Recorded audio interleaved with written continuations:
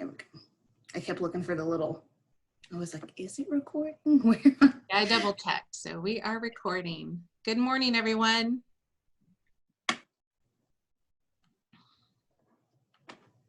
We've still got people coming in, so we're gonna wait a couple more minutes before we get started.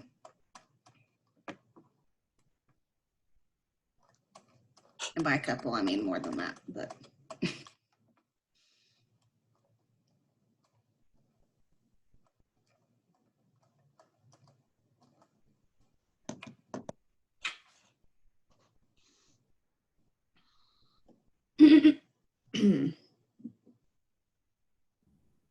Good morning. Good morning, Miss Gail. Good morning, Miss Gail. I'm so glad to see your face. Morning. Yes, good to see you, Monica. I'm looking forward to this great workshop today. I know it's going to be good. Well, thank you. Sarah and I have some good things planned for you. Great. So it was good seeing you yesterday, Sarah, at our partners meeting. I was glad to see you. Good to be there. I was so happy. It's nice to just see other faces. Yeah, it is. So that's what I do when I get on a Zoom call. Like I scroll through, so I can be like, "Oh, hey, it's so nice to see you and you." There we go. Good morning. Hey, Precious. Good morning. Good morning. How are y'all doing? It's early. Woo, 8:30. Yeah, my daughter wants to have words with whoever organizes these so early in the morning. Good morning. We're trying to fit it in. We got trainings. Yes, there's so much going on. We had to fit it in as best as we could. But you guys look great for 8:30. I know we're used to 9 and 10. Listen, this is the most put together I've been in weeks. You guys are having a treat right now. I find myself like, yes, this is Zoom time. I'm going to be on the camera. I got to get my hair together. You know, you got to look forward to something these days. It's true. So true. I live in my messy bun. I can't. It's too easy. It's too easy. All right. Well, it looks like Precious yesterday at our partners, Miss Precious. I was glad to see you. It's been a minute. It's good seeing you. And you have a haircut. I meant to mention that your hair is shorter. I love it. It's cute. Yeah, it is. Got to do a little something different. Appreciate you being there. Oh, you're welcome. Sarah, the majority have came in and it has slowed down. So whenever you all are ready. well, we'll go ahead and get started just to respect everybody's time. I know we've joked and talked about it, but it is early. So thank you guys for coming on. There's a few things that, like Precious said, we were working around on the schedule today. So appreciate you being here, bright-eyed, bushy-tailed, ready to go. But before we get started, for those of you guys, I feel like we know most people, but for those who don't know Monica and I, we were just going to take a minute just to introduce ourselves and tell you just a few quick things about us. And I'll go first since I'm already talking. So I'm Sarah Moore. I'm the inclusion coordinator for CCR&R. And what I do and what I've done in the past is just supporting you guys with the work that you do out in the field with educators when it comes to providing support for children with disabilities in the classroom or anything, to do with some challenging behaviors where you think you might need to have a conversation talking with an educator about, looking at milestones and making sure that children are where they need to be. But I've been with the network for, I think, almost at least 2, maybe almost 3 years. I'm working on my 3rd year. I started as a health, safety, well-being coach. And then I was part of the baby boom of 2018. And so I went on maternity leave for a little bit. And when I came back, I was in this position as inclusion coordinator. So I'm excited to bring this training to you today. Monica and I have worked really hard and hope that it's helpful. So we are excited to give it to you. Monica, I'll let you go. Sure. I'm Monica Stone. I'm the site coordinator for Southeast. And I'm in my 26th year of teaching and being in the education field.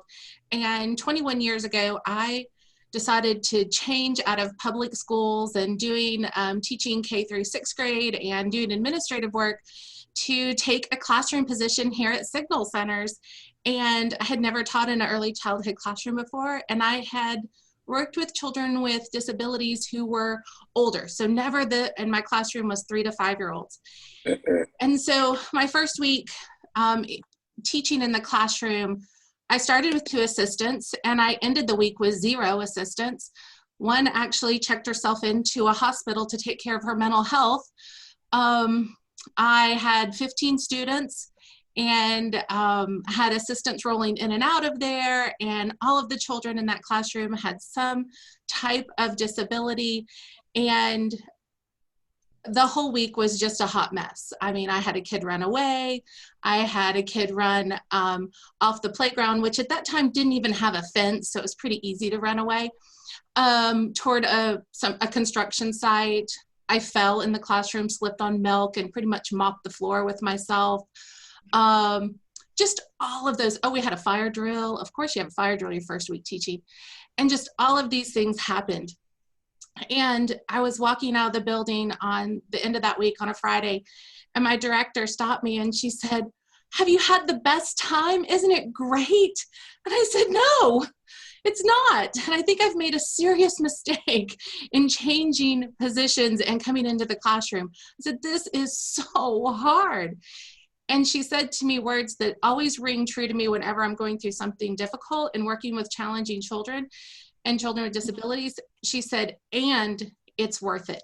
So I hope as we go through this presentation that you keep that in mind. When you kind of have roadblocks coming into your mind about what about this and no, that can't be done, kind of bring those words through and say, "And it's worth it," and maybe change your mindset a little bit and open up a little bit more of what we're talking about.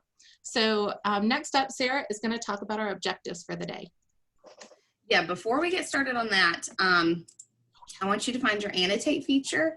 If you've not used it before, if you go to options at the top of your screen, or maybe it's somewhere at the bottom, just find annotate. And what I want you to do is think about where you are this morning. 1 being, I don't know any of this stuff, I'm very uncomfortable, and 10 being, I could probably help you teach this training.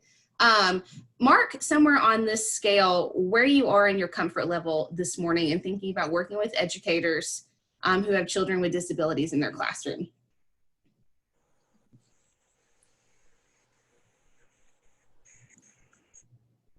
And anywhere on this is fine. That's what this training is for. We're going to share strategies and things you can do. So if you are feeling worried that you're down at the bottom of that, that's a-okay. Hopefully by the end of this, you will have moved up some and feel in a better place.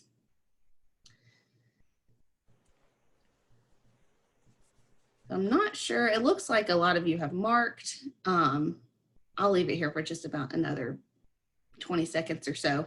But it is good to see a lot on closer to the 10 side of the scale, which is great. And for you guys down there towards the bottom, oh, there's the rest of it. Holy moly.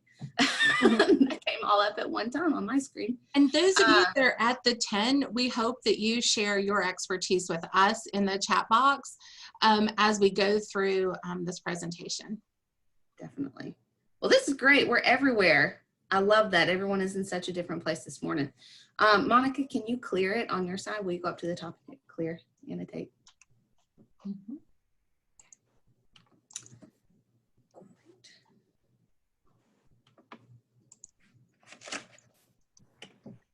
There we go. All right. So this morning, there we go. Here's what we're going to be covering at throughout this training, and hopefully by the end of it, you will have feel comfortable being able to do all these objectives that we shared. So our goal is that we're going to understand the importance of inclusion in early childhood classrooms. We want you guys to walk away and be knowledgeable on characteristics of common disabilities found in early learning environments.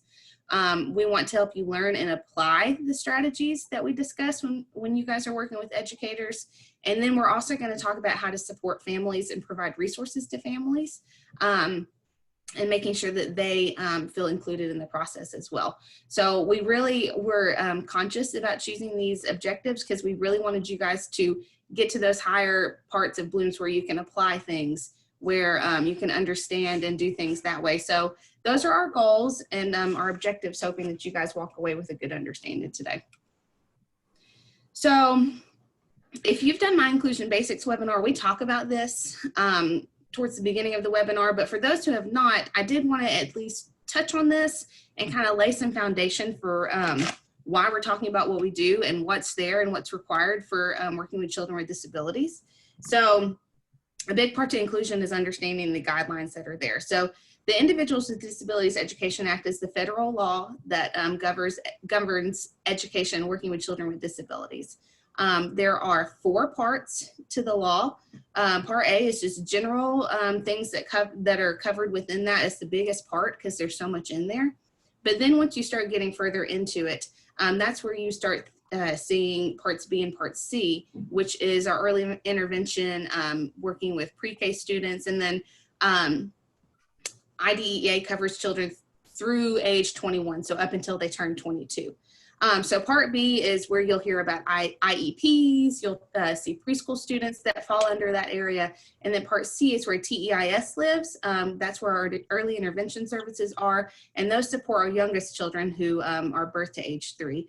And then at the end, there's just more information in part D about grants and monies sent around for technical assistance and just some of the ways that the money is used. So in a nutshell, IDEA makes sure that all children with disabilities have a free, appropriate public education that emphasizes special education and related services designed to meet their unique needs. So it makes sure that families are protected. There are certain laws that are within that and certain guidelines that are in place to make sure that children's needs are being met, and as well as their families. So IDEA is really big, it's really important, and it covers a lot. So I just wanted us to make sure that when we're working with families and children in classrooms who have a disability, it's not just we're doing this to kind of make sure that they're included and that they're, you know, part of the program. It's a federal law that we're required. If a child has a disability, there are certain things that have to be done. So I just wanted to put that out there. You are welcome to look up more about this. You can Google to your heart's content all about IDEA. There's a bazillion things out there, but I really did just want to show you, you know, like it's broken into specific age ranges. So that's why we have TEIS for younger children, and then part B, which supports children ages 3 and up. Okay. And then there's also things that licensing says about working with children with disabilities. And those are the areas that I've listed on there where you will find some information about working with children with disabilities. They have to make sure that they have training relevant to, and I'm reading off of what the licensing rule says, and I'm going to talk also about the word special needs on there. We're going to get to that in a minute. That's a goof up on mine, and you'll understand why in a minute. They need to make sure that they have training relevant to the special needs of the children in their child care. They need to consult with parents and guardians to make sure that the services are being used to make sure that the children are being safe. They're supposed to keep records, you know, medical records, special needs. And it even says in licensing that child care educators are supposed to maintain a written activity record that consists of daily activities and behavior and information pertinent to the needs of individual children. So just making sure that you're keeping, you know, information up to date, and helping educators understand that, you know, if you're monitoring for certain things, they need to have some sort of note taking, and they need to make sure that they are having things written down so that they can reference them later. And then it also says under the literacy development that the parents and guardians shall be consulted in developing a plan to meet the individual needs of a child with special needs. So even licensing lays out, you know, how important it is to individualize, how important it is to make sure that families are included, and that there's good communication between the educators and the families when it comes to working with children with disabilities. And then under health and safety, inclusion is something under there that they want educators to be trained on, but it's not a requirement. But I think it's definitely something to advocate for whenever you're talking with an educator, that if they have a child with a disability in their classroom, there needs to be some sort of training so that they have an idea of what they need to be doing. All right, Monica. Sure. So we're going to talk a little bit about 10 L's and inclusion. The 10 L's does address inclusion. And basically, you know, it's a framework for developmental milestones for all children, regardless of their learning, achieving, or progress. It talks about diverse needs. And the approaches to learning in other domains, it talks about children with special needs and children whose home language is not English may need additional support from an adult or from adaptive equipment to explore their environment. And also the 10 L's we know is a guide for planning meaningful experiences and activities that enable all children to meet the standards. And it also is a guide for selecting assessment tools appropriate for children with differing abilities. So again, the 10 L's can guide us in working on inclusion as well.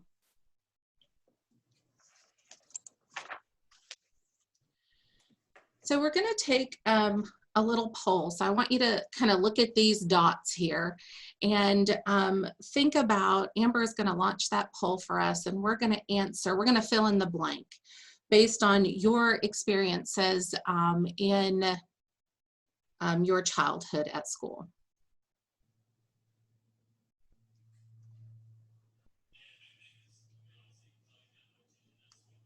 So it says, when I was in school, children with disabilities were, and pick one of those words: included, excluded, segregated, or integrated.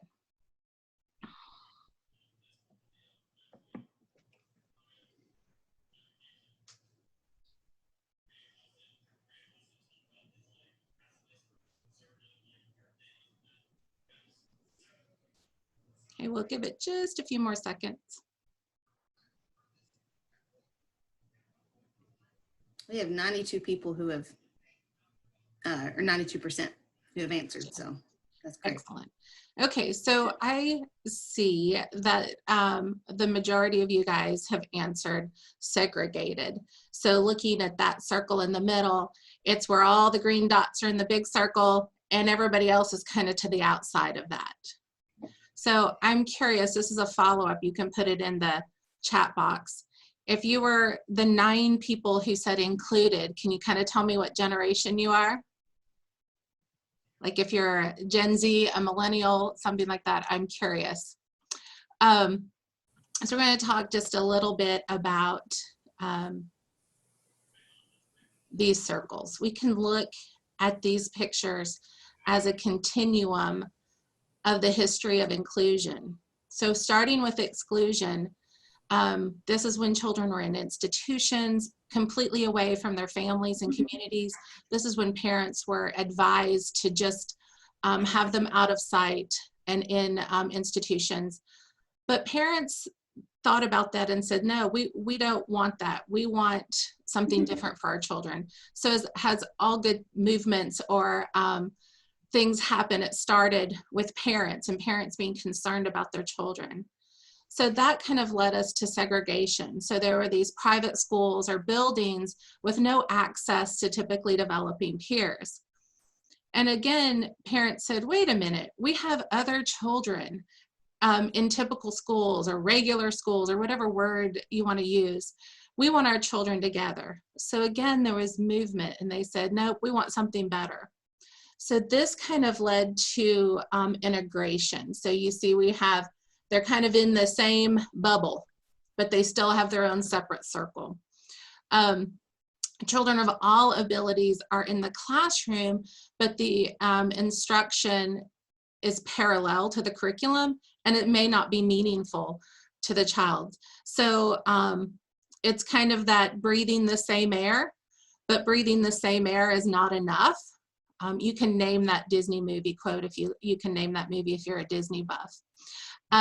So again, we have movement. Parents are like, wait a minute, basically our kids are just sitting in regular ed classroom among their peers, but there's no community, there's no integration of curriculum and that sort of thing. So again, we have movement to another little subcircle, it's not on here, called mainstreaming, and probably mainstreaming is what occurs still most in the South and in our communities. And that is with children with disabilities are included in classrooms like extracurricular activities. So they may go to art or PE, kind of those classes that people say don't count, you know. And again, they may not be doing meaningful things within those classes. And then we get to inclusion. And inclusion is when all children have equal roles and responsibilities within the classroom and they have peer connections. So it is a mutually respecting or mutually benefiting relationship that's occurring within the classroom. So that means that it's not always that children without disabilities are helping those with disabilities. So that it's a mutually benefiting relationship. It's a caring community within the classroom. And that's where our colored dots are interdispersed throughout that circle or throughout that classroom. So there is equal power and responsibility within those classrooms. Monica, you did have some responses to your question in reference to the generation. Okay. And so far, it looks like you have some Zennials, some Millennials, Baby Boomers, and then you also have some individuals that said they attended a private school, and so they do remember children with special needs being a part of the classroom. Great. Thank you, guys. I was just curious about that when the poll results came up.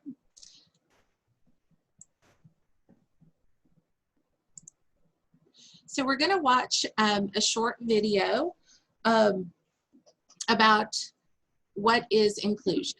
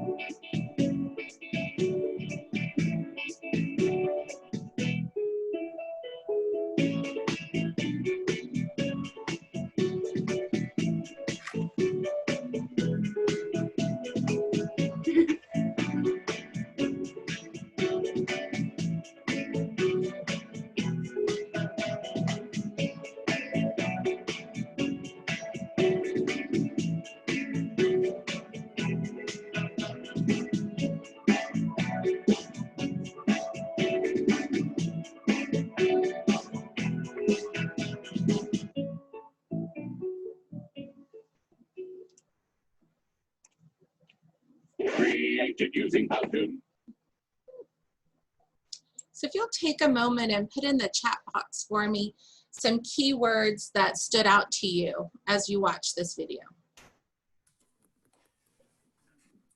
So Monica, we have mindset, community, belonging, adapting, value, intentional. Oh, y'all are typing fast this morning. Everyone, not a program, variety, okay, not a favor. Gosh, thank you all. Thank you. Exactly. I've watched this video probably 10 times by now, and I saw something new in it as I watched it with you guys just now. And that is, I was talking about adapting. And it said we were adapting the environment, we were adapting the method of instruction, but it never said we were adapting that child to fit into the mold, right? So we're adapting those other things that we know is just best practice when we're coaching educators. When they come to us with a child that they need help with, we start looking at that environment and the teaching methods and the relationship between the teachers and the relationship with the children. So those are the same things that happen when we're looking to make an inclusive environment.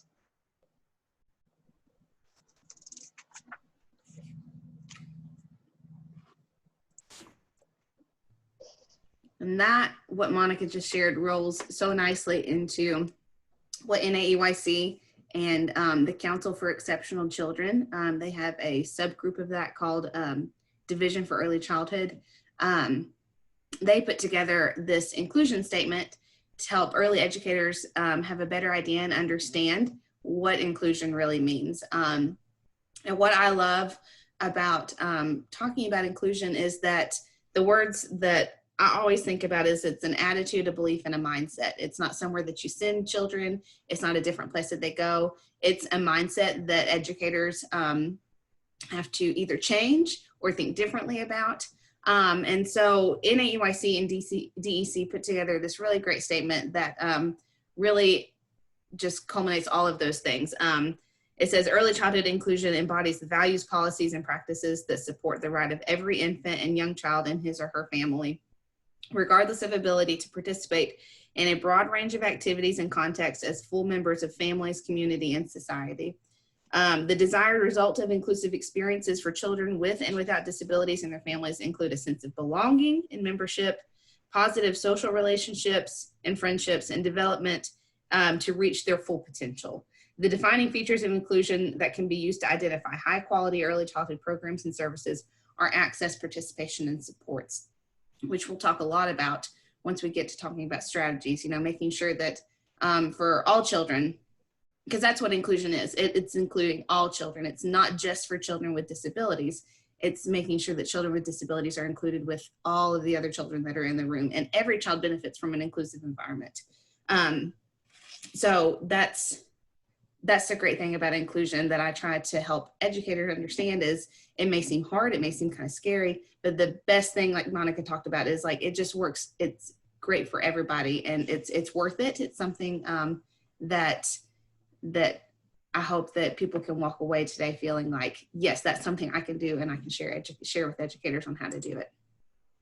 And then next is this really great quote about inclusion. It says, "We know that inclusion, when done well, has positive outcomes for children with and without disabilities," which is what I want us to walk away with, is the things that we're talking about today. Those are good for all children. If it's something that's helpful for a child with a disability, it's going to be beneficial for all the children in the classroom. So you're not adapting and making this huge different change for one child in your classroom. It's something that will support that one child, but then benefits everybody else as well. So we did want to make it a point to talk about our language, and when we're talking about children with disabilities in a classroom or any person with a disability in the disabled community. So the most respectful place to start when you're talking about an individual with a disability is using people first language. It focuses on the person rather than the disability. So instead of saying like, that's an autistic child, we would say he or she has autism. It's appropriate and respectful to use that, but some individuals and families do not prefer that you would use people first language. There's also identity first language, which is where someone, so for instance, the deaf community, most people in the deaf community would prefer that you say that they are deaf. I am a deaf person, because that is an identity that they have that they're proud of. But my suggestion, and I think Monica would piggyback off of this too, is you want to use the most respectful language, and starting with people first language is the right place to start. Now, if you get to talking with families and educators and you say, well, actually they would prefer that we say this, respect that family's wishes and respect the wishes of the people who are working with that child, that if that's what they want to do, then we're going to do that. Now, we don't want to say, if they say something like, oh, they're really special, that's not, what we want to say, because that's not respectful. So maybe just helping, educators and families understand that while they may say those kind of things in a professional setting, while I'm working with this child, I just want to be respectful of you and your family. And this is, just some terminology that is a respectful way to do that.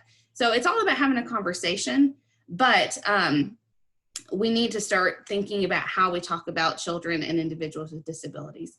And you're going to hear me slip up because it's already happened. But I did want to talk about the term special needs.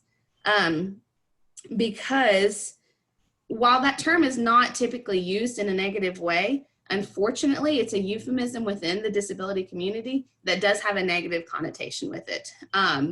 People don't say that I have a special need. It makes them feel different from everybody else and that they should be secluded because there's something different about them.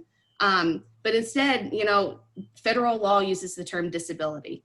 The term special needs came from the education community, medical community. When you're diagnosing, they started using that term special needs. But from what I've read and what I have seen about some individuals within that community, and Monica can speak to it because we've had a good conversation about it. We do just want to, just do what that community would prefer. And they would prefer that the term special needs not be used. So when we're talking about individuals with disabilities, we're using the term disability because that's the appropriate term, and we're not trying to be disrespectful towards ones who do have disabilities. A little way that I want to illustrate this is during COVID-19, I have found TikTok. Oh, Sorry, they're having a fire drill in my building and they're just, oh no. but I'm okay. Okay.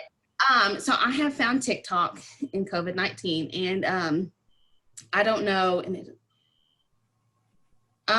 Bethany, I have not heard that term. Bethany asked, in Italy, they use the term special rights. Have we heard anyone use that term here? I have not. I would say if that's the preferred term that someone would use, then respect that, and that's what they would use. I think where I haven't heard that term used here, I've seen it some in readings and that sort of thing, but I think what comes into play is the word special. And often people will say, who have disabilities will say, I don't have special needs. I have human needs that need access and modifications and supports for. So that's kind of where that language of moving away from special needs to kind of that, I'm an autistic person, I am this, because it is not when we say with something, it implies that it can be removed and taken away, and that's not the case. So it's not like I can lay that down, because it is part of their identity. Absolutely. So, but thank you. I would like to research that a little bit more. I've seen it maybe in 1 or 2 readings. And Stacy said, I've heard the term differently abled. I've heard that one too. Again, that's it. That's just a euphemism for trying to kind of dance around saying with a disability. So yeah. Amber's going to put just a 1-page thing about People First Language in the chat box that I've used in the past. And I would encourage you to just look over it and read about it. And if you go to disabilityisnatural.com, there's a lot more about People First Language on there that can maybe answer some other questions that you have come up that we're not able to. So many amazing adult voices that advocate for themselves and what language is actually preferred and used within the disability community versus those of us who are on the periphery, meaning we're the helpers of that community. So there's lots of voices to be heard. Thank you guys for sharing those different terms. I'm going to look some more into that too. So moving along, here's just a quick little video. So if you've been, I'm back to my TikTok thing. That's all I've talked about all of COVID because it brings me so much joy. I found this video of a lady in a wheelchair with a disability who, there's this little video of a little girl who says, I'm a potato, because she's like pretending to be that vegetable, but her mom says, no, you're a tomato, because she is actually a tomato in the video. And they have this back and forth thing. She's like, well, I thought I was a potato. And she's like, no, you're a tomato. So to illustrate what we just talked about, I came across this while I was scrolling on TikTok one day. You guys may not enjoy it as much as I did. Maybe I'm just a crazy TikTok person, but I think it illustrates the point that we're talking about. Let me see if I can get it to play. I'm a potato. You're a tomato. Potato? No, I said I was a potato. no, you're a tomato. What What are you? I was a potato. What are you I was a though? Potato. But what are you? Tomato. Tomato. Okay, so just the point being that she keeps saying, like, I'm disabled. I have a disability. That's what she's trying to tell that person. And they're trying to say, no, you have a special need. You are differently abled. So just to be respectful, just drives home that point of being respectful of what people want to be called. And starting with people first language is a great place to start. But then also, just making sure that there's that conversation there that if they do have a disability, you want to be respectful and honor that family's wishes for what they would prefer. Yeah, I see a comment from Julie in the chat box, and it says, important to consider the heart and intention of the person. Most people who dance around the terminology mean well. Absolutely, but I also want to bring in to play intent versus impact. So our words may not intend to hurt someone, but the impact of what we say actually does hurt them. So just thinking about that, the intent of our words versus the impact. If someone has told me that they would prefer to be called autistic versus a person with autism, and I continue to use my term, my impact is great on that person's well-being. So we do have to remember intent versus impact of our words. So, but thank you, Julie, absolutely. Great conversation. So there is a lot of research to support inclusion. And Monica and I have created a resource packet that I will toss in the chat box here in a few minutes. And it's got, in that resource packet, there is a one-pager just about the way that research has been done on inclusion and what it supports. So there was a study in 2004 that found that parents and teachers reported peers were learning compassion and empathy in an inclusive classroom. There was a study in 2006 that found a substantial number of children with disabilities were accepted by their peers.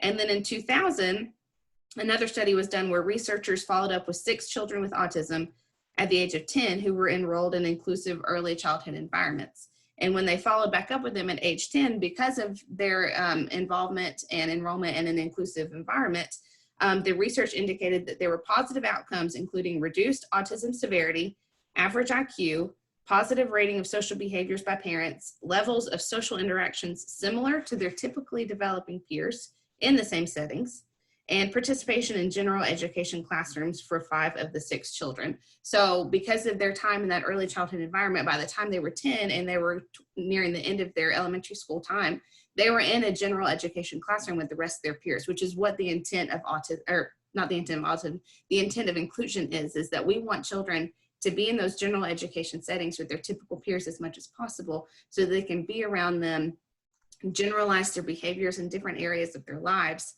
And so when they start that way in an inclusive environment, the research and studies show that it is meaningful and it's effective for helping children with disabilities later on in life.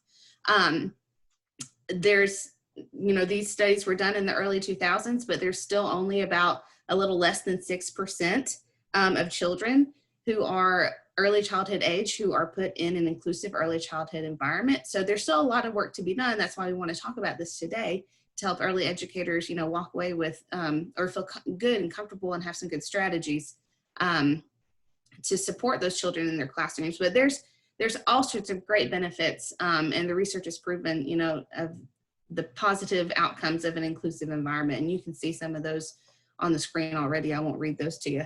But that fact sheet that we're going to put together, or that I have in the resource packet, has a lot more on there and a lot of references if you want to go back and look at some of those. So, especially in this climate of where we are now with, bias and making sure, that there's justice in the world for all the crazy things that are going on right now. We've heard these terms equality and equity a whole lot. And I was on South Central's partner meeting yesterday, and it came up there yesterday, but then talking about a different, thinking about it in a different way. But when we're talking about children with disabilities, a lot of the things that I have heard in the past of, well, that's not fair. Why do they get that and they not? Why the other children in the classroom don't get to have a fidget? That's not fair that he's the only one who gets to have that. So I did want to point out to you the difference between equality and equity. So equality is the same, and you can see in the picture, I know I've shared this before and you've probably seen it in the past. Everyone is getting the same exact thing. It promotes fairness and justice by giving everybody the same thing. It only works if everyone starts at the same place. So we know that all children, as they come into early childhood environments, are in different places because they develop so differently, and some have additional needs because of a disability, and some are ahead of their peers. So we know that all children do not come in on the same level. So that's when we start talking about equity. So equity is about fairness. It's about making sure that people get access to the same opportunities, and it's going to look different for everybody. So you can see in the picture, because the adult is tall, the adult doesn't need something to stand on. They have the access that they need. Whereas the other children, due to their sizes, need different types of access and supports. So we ensure equity before we can ensure equality, because equity is going to be different for everybody. And it's okay. That's not, we're not trying to say that we are trying to treat this person with, extra things just because it's a support that they need to help everybody be on a more level playing ground so that everyone has access and participation and supports. So these two things are great, but eventually what would be really wonderful is if we saw this, is if we have that equity, but then at the end, there are not barriers. There's ways for all children to be able to access what they need without having to give them things to stand up on. Eventually we want children, we're going to give them supports along the way, but the purpose of those supports is then to eventually pull back so that they've learned those skills and that they're able to do them without all that extra support. It's still okay to give it to them, but we would love to see this at the end where everyone has the same opportunity and they are all able to access the same things without a lot of extra supports. And when we look at this picture, we notice in the first two that we're manipulating the person. We're giving the person something to adjust. And in that last picture, we've said, hey, wait a minute, let's adjust the environment so there's access for all. Yeah, I love this. And then we talked about individual plans earlier, but I didn't want to touch on them for the reason for what we're going to talk about next. So if a child does have an identified disability, you're going to hear that they have an IFSP or an IEP. IFSPs are for the younger children. That falls in Part C of the IDEA. And that's for children birth to 3. And that's a family plan where they've worked together with the family to create strategies and goals that they work on as a family. An IEP is an education plan, and that's when children, once they turn 3, then if they have an identified disability, then they start transitioning from TEIS into a local school system or working with the school system to create their IEP. And so, like I said, these are for children with identified disabilities. They already have present levels put in there. They have someone who has observed them, who has thought about goals, thought about what's a least restrictive environment for these children where they can have access, to their typical peers as much as possible. So these are things that have been put in place by people who have observed and they're identified and all those things. But we realize that sometimes you're going to get to a classroom where a child maybe has some things going on, but there is not an IFSP and there is not an IEP. So what do we do in those situations? If you have a child with a suspected disability, but they don't have those, that's a really common occurrence. The thing that you really want to rely on and help educators understand is the use of those milestone checkers, of making sure that they're using TNLs, making sure that they have a well-rounded understanding of developmentally appropriate practices, because that's where they're going to be able to meet the children of all levels in their classrooms. Because if they understand those things, then they can adjust instruction, they can adjust their activities, they can adjust what's going on in the classroom to meet the needs of that child at that time. And when we talk about these strategies later on, that's what we're going to be talking about, is like, what is developmentally appropriate for children with certain types of disabilities that you might see in a classroom. So we want everyone to walk away to make sure that they share with educators the importance of 10Ls, the importance of developmentally appropriate practices, and making sure that children are being monitored and checked as they move along their development to make sure that if there is a concerning issue, that you have a conversation with the family, that you make sure that if there is a referral that needs to happen, that can happen. And in that resource packet that I'm going to put in there, I have created a flow chart for how IEPs and IFSPs work that start with referrals and how you would do that. So if there's a concern there, then you would lead to a referral. But really the best place for all of our educators and all of us to start with in working with their educators is helping them understand what is developmentally appropriate for the children in their classroom, regardless of what their age is. Let's think about where they are now and what we can do to support them and move them along. Monica, do you have anything else you want to add? Just often, because we're working with really young children, they often will not have an IFSP or an IEP because they're in those early stages of diagnosis. So families are just beginning most families are just beginning to wonder, is something different? Should I be concerned? And starting to explore those things along with their pediatrician and the educators. So often we're just really early in this process. So again, going back and focusing on if there isn't an IFSP and they're not goals and that sort of thing, then we can always fall back on sound practice of developmentally appropriate practices. All right, so we're going to take a 5-minute break at this point. It is 9:17 Central Time, I guess 10:17 Eastern Time. So if you will come back at 9:22/10:22, we'll get started and keep going. So this is your bio break. Monica said she was on a training where clearly they're not early educators, where we don't use the term potty and stuff like that. So here's your 5-minute break for you. Just grab a snack, use the restroom if you need to, and we'll get started back in 5 minutes.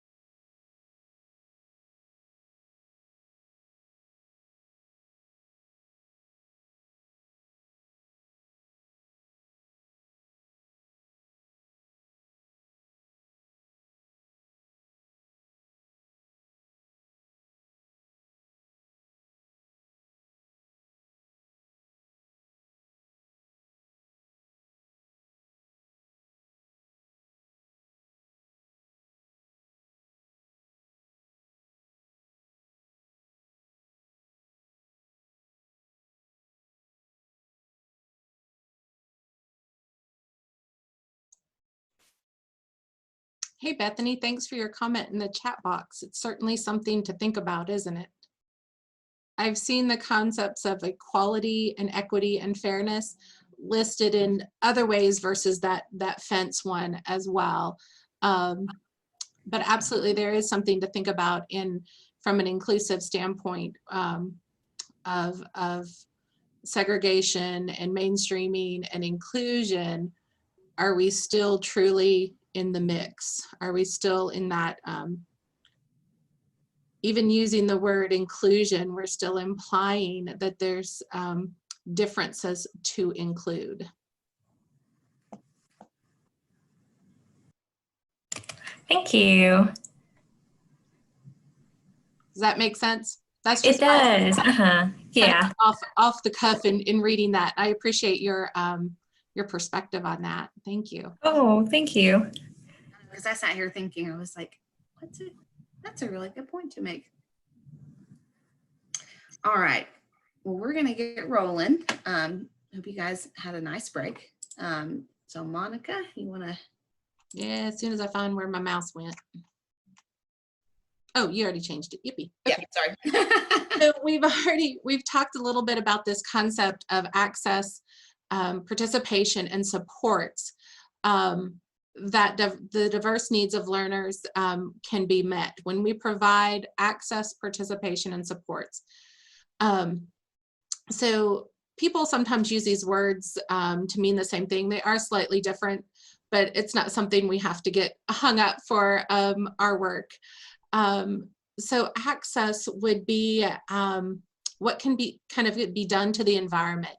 So to make sure that all children can access the classroom, let's say that classroom is the environment.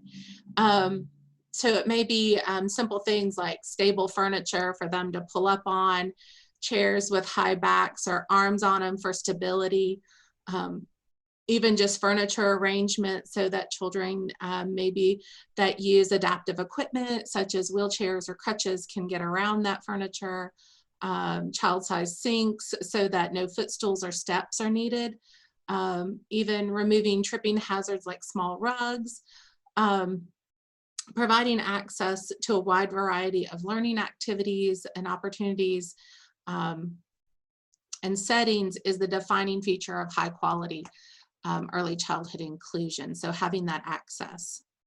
In terms of participation, that might be that we have flexible activities that can include all. Those activities are embedded within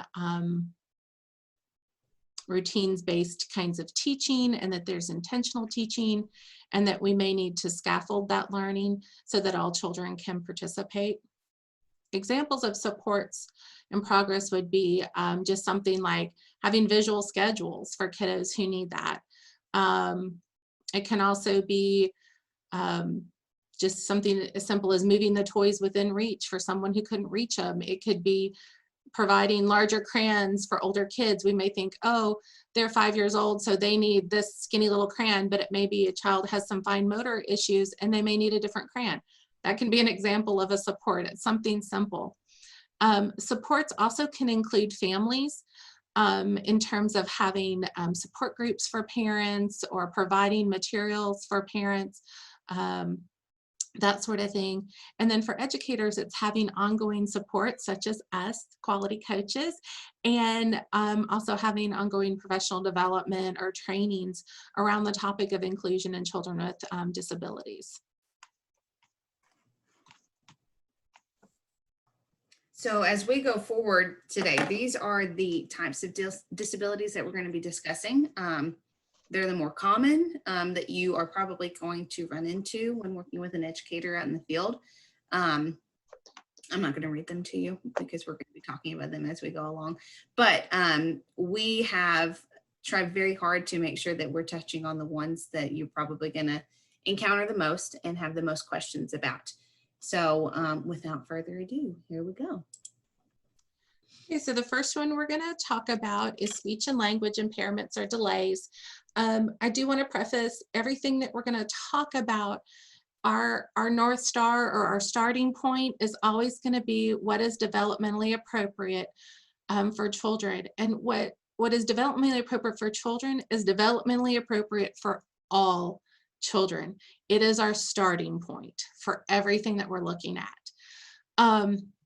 So a lot of times when we talk about speech and language concerns, people kind of get these terms mixed up. And so I wanted to explain a little bit about those. So a speech disorder is any condition that affects a child's ability to produce speech, such as saying sounds correctly. So it's that articulation of sounds. Disregarding the fact in the South that we drop a lot of sounds, that's not part of it. And also keeping in mind that children do not acquire all of their speech sounds until age 7. Okay, so a lot of times we might hear from a parent or an educator, well, they're not talking clearly and they're 3. Well, they really shouldn't be talking clearly when they're 3. They still have a lot of sounds still to acquire at that point. So language disorders, that's a condition that affects the child's ability to understand communication or use words in context. So there's 2 parts to that. That's our receptive language. So how we receive the information. So it's understanding the information received from others through spoken word, gestures, or written communication. And then expressive language is the ability to communicate with other people through spoken words, gestures, or writing. So receptive language is what we receive in, and expressive language is our output, what we put out to people through words, gestures, or writing.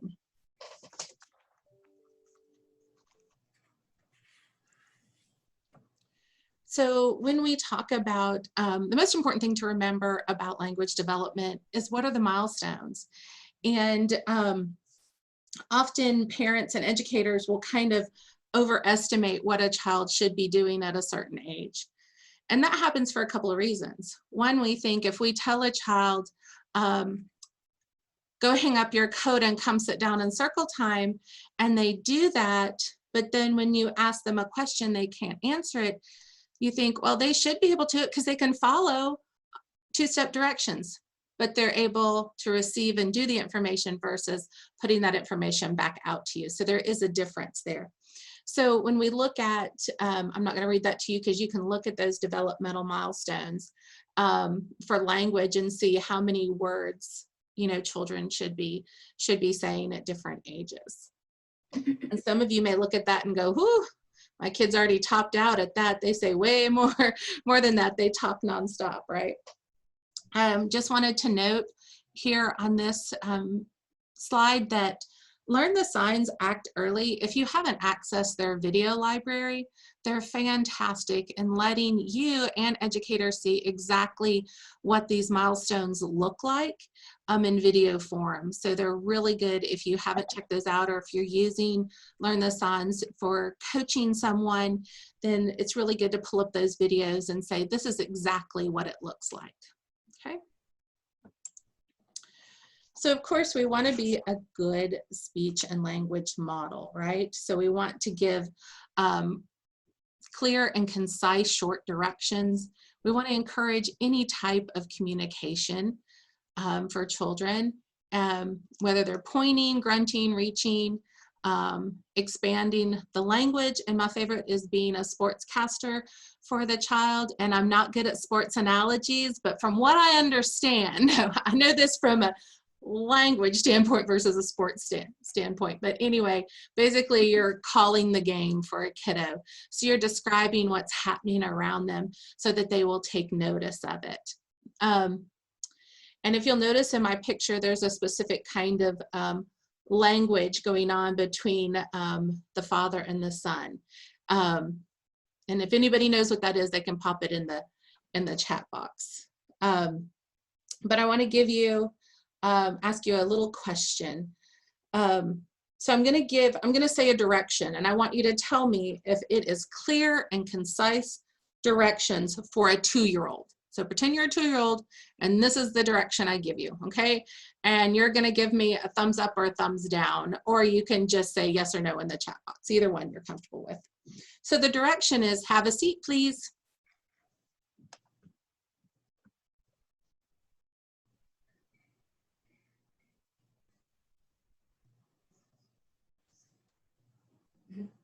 Ooh, we've got yeses and nos.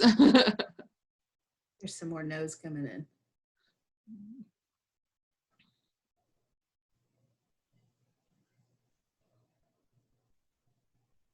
Okay, so we have some yeses and nos. And I think probably the yeses are like, yeah, I say that all the time, or yeah, I hear that all the time in the classroom, right? Or I say that all the time, right? How can we make it clearer though, so a 2-year-old understands exactly what we want them to do? Okay, I'll never forget when I said, take a seat please to a kid and they picked up a chair. Like, I'm taking this with me, you know? And so, yeah, please sit down in the blue chair. We can also use nonverbal cues too. We can, you know, sign sit, or we can point to the chair and say, sit in the blue. Yeah, somebody said, sit here and show them. Yeah, sit on your bottom in the red chair, giving some more details. Gail Martin says, can you sit in the chair, please? Generally, if I want a kid to sit in the chair, I don't ask them. It's a directive. Because if we say, can you, that gives them the option to tell me, nope, no thanks, not gonna. So, but yeah, we can say, sit down in the chair. We can also, somebody else said model for them, I think. Yeah, sit in the chair just like this. And you sit in the chair and you show them how you sit in the chair. Right. Thank you, guys. Oh, somebody didn't tell me what this language was right here. Anybody know what that is? I think Jessica said, oh, I gotta find it. She said play-by-play narration. That's, Yes. I think she was referring maybe to my sports casting, which is much better for those of us who don't know sports. But right, this is establishing joint attention with a child.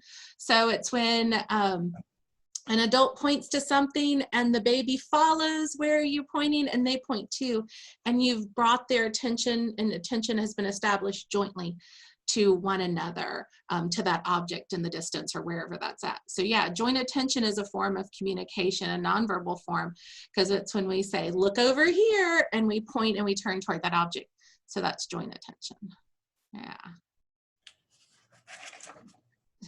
Oh, Karen, you did, Karen said joint attention. All right, Karen, you get ding, ding, ding, you're a winner.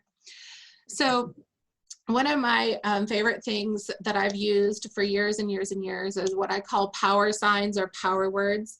And I call them this because these words right here, along with a few others, are the power of a toddler, right? Okay, because what does a toddler want? They want more of something, right? More cookie, more juice, more playtime. They want to eat, right? Don't we all? They want to be finished or all done with something. Come here, they want us to come do something, or it's a sign we can use for them to come to us. They want to play. They want something to stop. Mainly we use wait with children, and then yes or no. Does that make sense? And using signs with children does not prohibit their spoken language. In fact, it does the opposite. Pairing a physical action, a kinesthetic movement with speaking helps children gain that language quicker. So the visual cues as signs can increase their understanding of the commands of what we want done. Signs help when a child is frustrated and they can't process the spoken word. So oftentimes kids may be having some sort of meltdown. They may be screaming, crying, something like that. And we're going, what do you want? What do you want? What do you want? And you have to think about in our own world, when we're upset and maybe our partner is saying to us, well, what can I do? What can I do? What can I do? And you don't have any words to even say what you want. This is where signs come in. And some of us as adults may use signs with our partner. We shouldn't when we're upset.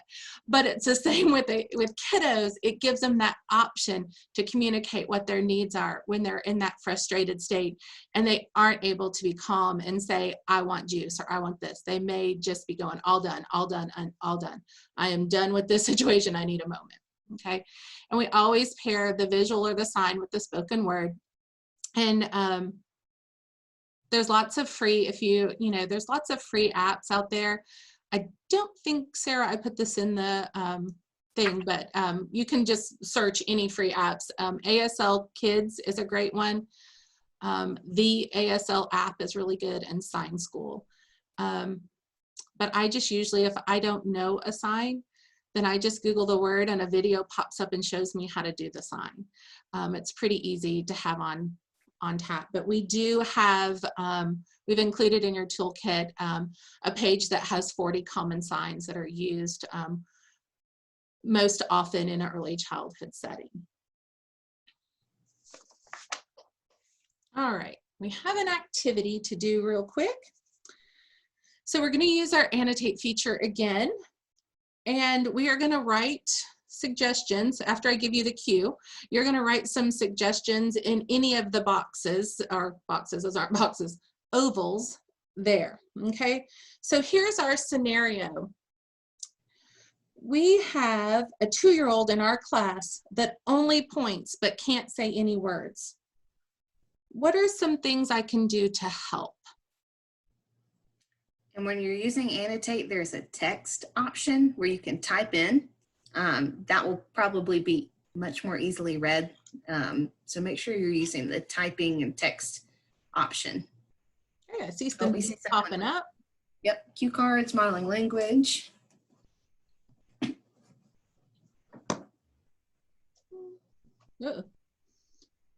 Giving your full attention. You don't have to put it in the circles. You can put it somewhere on the screen. Right. Just find an open space.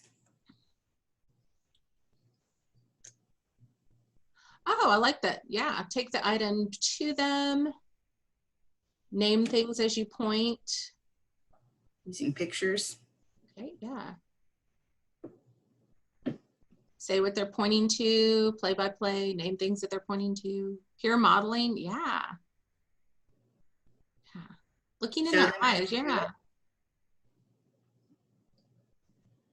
Yeah, making a statement. I see that you're pointing to the red ball. Yes, like getting down at their level. Yeah, down on their level. Model the word of the objects by saying the words frequently, yeah. Trying to make sure I model the language pictures. Scripted stories. Yeah, especially if you're trying to get kiddos to do a certain routine or things like that, having those scripted stories really help to gain those words, particularly if like you're doing a health and safety routine, like washing hands, something like that. Yeah, simple as provide them with the words. Nothing's more frustrating than, you know, for a kiddo and for an educator when we're like, say ball, say ball, say ball, and they go, bah, and you go, nope, nope, nope, nope, nope, ball, ball, and you don't give it to them until they have perfection. That may not be where they're at. So we need to accept, you know, the efforts that they're making when they're doing those words. And yeah, singing with kiddos, we know we light up a different part of the brain when we sing to kiddos. And I have an example of that. My daughter has been struggling to learn her multiplication facts. And so we got a curriculum that is all singing and learning songs to your multiplication facts. And boom, she had them just in no time. So yeah, we light up a different part of the brain when we start singing that. Thank you. Good. Oh, wait, I have to do something. Yeah, let me see. Oh, did you get, you got it. All Did I? right. It's gone on my screen. Oh, okay. Mine was a little slow to move. Okay. Technology. Yeah, we're Okay. still learning the annotate feature. At least I am. In this working off of both of us moving slides, that's something new too. So next we're going to talk about autism spectrum disorder. And there is a well-known saying out there that when you've met one person with autism, you have met one person with autism, meaning that each person with autism is not going to be the same as the other. It's a neurodevelopmental disorder that has a wide range of characteristics. There has been a rise in diagnosis, and the reasoning behind that, they think, is because there's better awareness of what autism is. There have been some changes to the definition and expansion of what autism is when it comes to determining whether or not the child does or doesn't have it, and just a shift in the diagnosis. So there's been a lot of changes thinking about autism over the last several years. Children with autism have 67% more nerve cells in their prefrontal lobes. So that makes it more difficult for them to connect and communicate. And that prefrontal lobe is responsible for planning, expression, decision-making, moderating social behavior, and moderating certain aspects of speech and language. So that's why there's so much going on, why, you know, they need to have those, people will call them tics, but, you know, just different things for them to kind of organize themselves and get themselves back in order. Some risk factors for autism spectrum disorder are gender. Boys are more likely than girls to be diagnosed with ASD. A sibling or another family member with ASD, premature or low birth weight, if the parents were older, like if mom was older when she gave birth, or genetic and chromosomal disorders. There's not a single gene that's responsible for autism, but there are genetic and environmental factors that play a part too. But what does not cause autism is vaccines. So that's a misconception that's out there, that some families may still feel that way. But there have been studies to prove that that is not the case. If there is a question to whether a child has does or doesn't have autism, some characteristics to consider are if they tend not to make eye contact, do they respond to their name, how they're interacting with other children, do they get overly focused on a specific toy or an item and then they have difficulty shifting that focus away, do they line up toys instead of playing with them, are they inconsolable if a routine has changed? You know, my child I know does not like it when we do something differently, but she's not inconsolable. So, you know, there's a difference between being upset if something's different and then that really just, you know, difficult moment that they're having. Do they have a specific routine and they insist on following that routine? So those are some red flags in thinking about, you know, if there's some question out there about whether a child does or doesn't have some characteristics of autism. Sensory processing issues usually accompany a child with autism as well. That could be refusing certain textures, not wanting to be touched, being bothered by bright lights or sounds, or wanting to give really tight hugs, and fidgeting are a few examples of sensory processing issues. So as a reminder, Monica and I, before COVID hit, got the chance to go to Orlando for a conscious discipline training around working with children with autism. And all the strategies that they talked about with conscious discipline, there was not one where they said, this would probably be better, oh, don't do this. All the strategies that are within conscious discipline are effective and work well when you're working with children with autism. So that's a good thing to keep in the back of your mind if you are familiar with conscious discipline. If you're not, doing some training opportunities to learn more about conscious discipline would be a really great way to spend your time as well. And then also something else to think about, especially for our family engagement coaches, when you're talking with families, there is something called the MCHAT, which is a modified checklist for autism in toddlers that a pediatrician should do around a child's second birthday, which is just a screening tool to see if there's any indicators or characteristics of autism. There's 20 questions on there. So that's something to help families know about if there's a question about that as well, that's something that their pediatrician should talk about with them around their second birthday. I did see a comment talking about walking on their tippy toes. So yeah, sometimes that's an indicator of some sensory issues, is walking on your tiptoes. Also wanted to just talk just 1 second about that. We talked about kind of how language changes and the words we say and that sort of thing change a little bit. So there has been a little bit of change in how we talk about autism spectrum disorder. The latest DSM-5, which is the diagnostic, it's a big medical book that we get all those diagnoses from. So we're no longer using the term like Asperger's or pervasive developmental delay and that sort of thing. So it's autism spectrum disorder, and then there's different levels. So there's like a level 1, a level 2, and a level 3, and those are based around the supports that a person needs in order to access their environment. So they kind of changed that a little bit from saying like high functioning or low functioning or severe or those sort of labels to what level of support does the individual need in order to be successful. So I do have a great graphic for that that kind of explains that, and I will send that out as well with some other things, because I don't know where I saved it to, but I did see that, and I forgot to put that in. So that's something to keep in mind. But certainly if families talk about their child as having Asperger's or that sort of thing, we're not, again, going back to respecting what the family says about those labels and diagnoses. Yeah.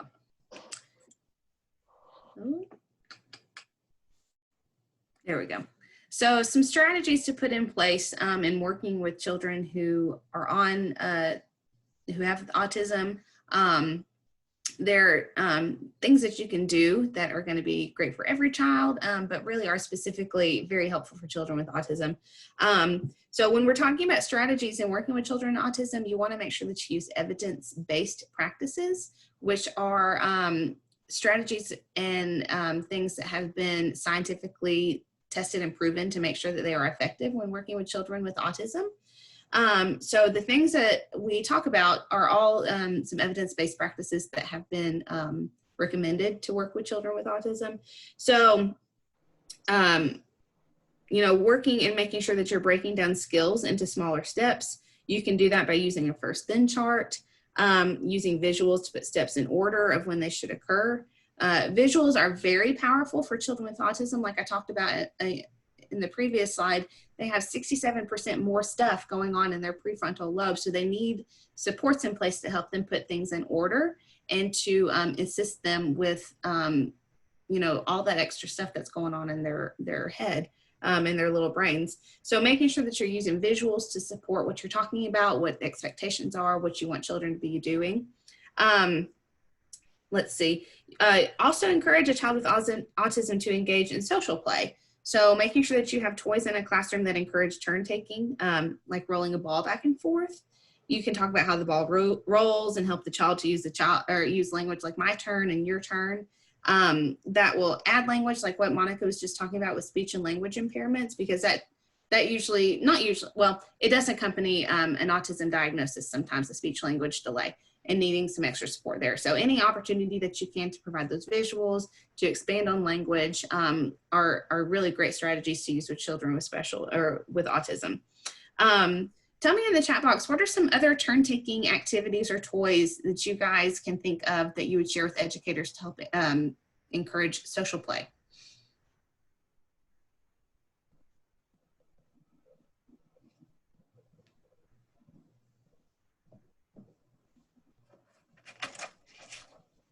I know one thing I do a lot is I don't often use first when I'm talking about sharing or exchanging toys. I don't say he had it first. I say he has it now and you can have it next, or you can have it later. And because a lot of times when we say he had it first or she had it first, that kind of goes into a classroom environment of kind of privilege or entitlement, like I had it first, you know. And so you hear within the classroom, especially 3- and 4-year-olds, I had it first, no, I had it first. So when we use he has it now, you can have it later, or you can have it next, that really helps in exchanging those items back and forth. Yeah. So Monica, in the chat box, you have some people that have said dolls, games, water play toys, puppets, modeling, ball play, serve and return practice, finger play, songs. Someone said sometimes it is about having plenty of materials, especially in the favorite items. Yeah, and that will definitely help keep sustained play and sustained activity. If it's a child's preference, that is definitely something that you want to take into consideration. That's when you're talking about universal design for learning, you're listening to children to know what their interests are so that you can find those activities and help maintain playtime and activity time to stretch that along. So those are great ideas.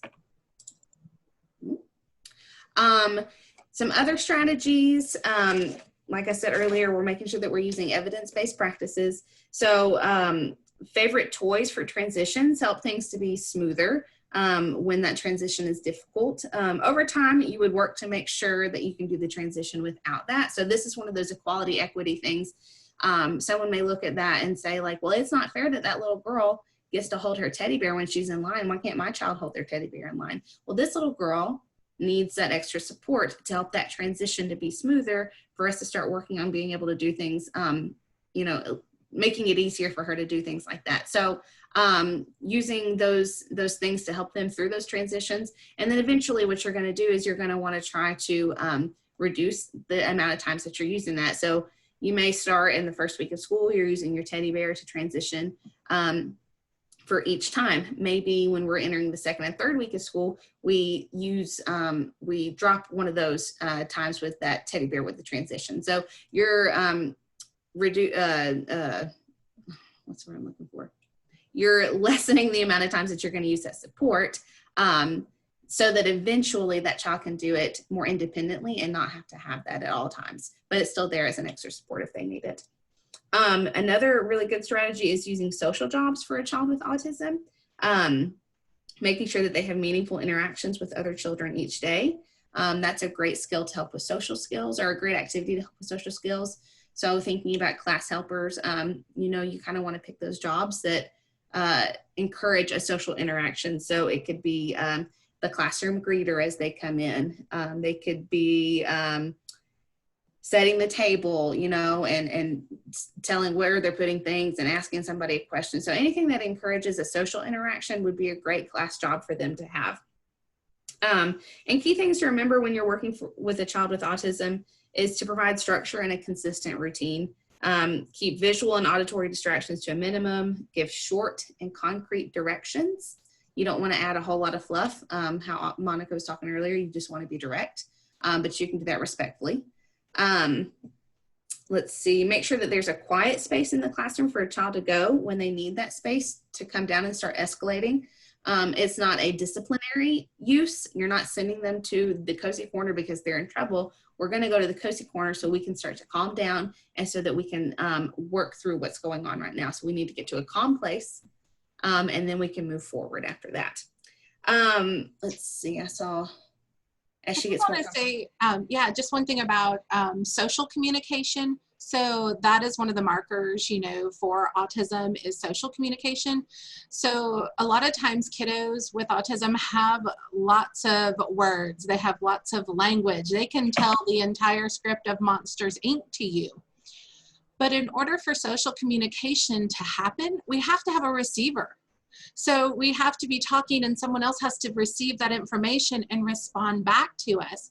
And often we're having a conversation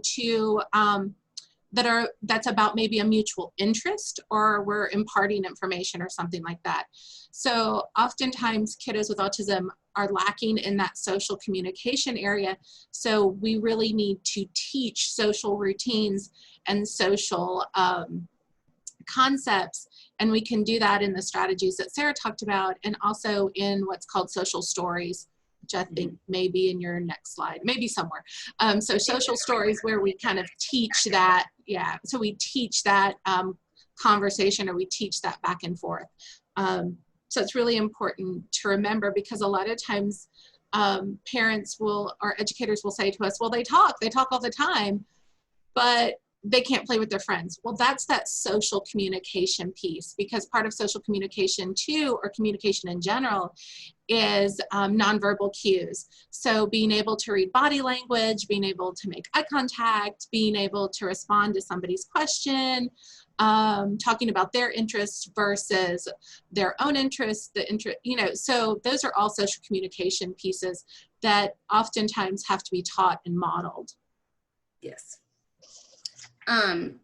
Julie, I like how you said that as she gets more comfortable and finds things to play with, she may forget that she even needs the bear. So yeah, that's the goal, is you're gonna, you know, you don't want the child with a disability to stand out. While they need those supports and everything, we don't need to say, oh, that's the little girl with autism, she needs her bear to walk around. You know, we want them to be with their typical peers and to do things that their typical peers do. So yeah, they may eventually forget that that's even a necessity for them. Are there any strategies? Have you guys used any of these strategies in working with educators and found them to be successful? Or is there another type of strategy that you have used when working with an educator that has been successful for a child with autism? If you have any ideas, you can put those in the chat box real quick. Sarah, there are some suggestions. Someone said pre-K matching games like peekaboo and routine-based play. Yeah. And someone said visual schedules that is great for all children. That's right. Exactly. And that's what we want for everybody to understand is these strategies, they are almost necessary and very helpful for these children with disabilities who need those supports, but they are going to support all the children in the classroom because that's what they are. They're just really good supports.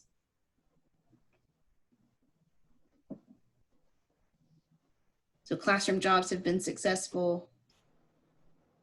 Visual cue book for educators to practice with in case they want to make one for their room. Yeah, help educators understand how a visual schedule is actually used.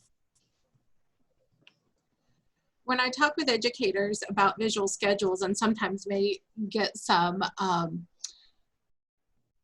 pushback about using them or things like that, because oftentimes kiddos with diverse needs may need something beyond a general classroom schedule. They may need more individualized schedules. And so sometimes I get pushback. Well, I don't want to have to carry that around in it. I'm like, do you have a visual schedule? And what's our visual schedule that we have? Right. It may be our Apple Watch, electric calendar, paper calendar. A calendar is our visual schedule as adults that we kind of, I don't know, I personally live by and go hour by hour, minute by minute, what I'm supposed to be doing. So if we need those supports as functioning adults, why wouldn't we want to provide those same supports for young children who are having struggles in the classroom? Make sense?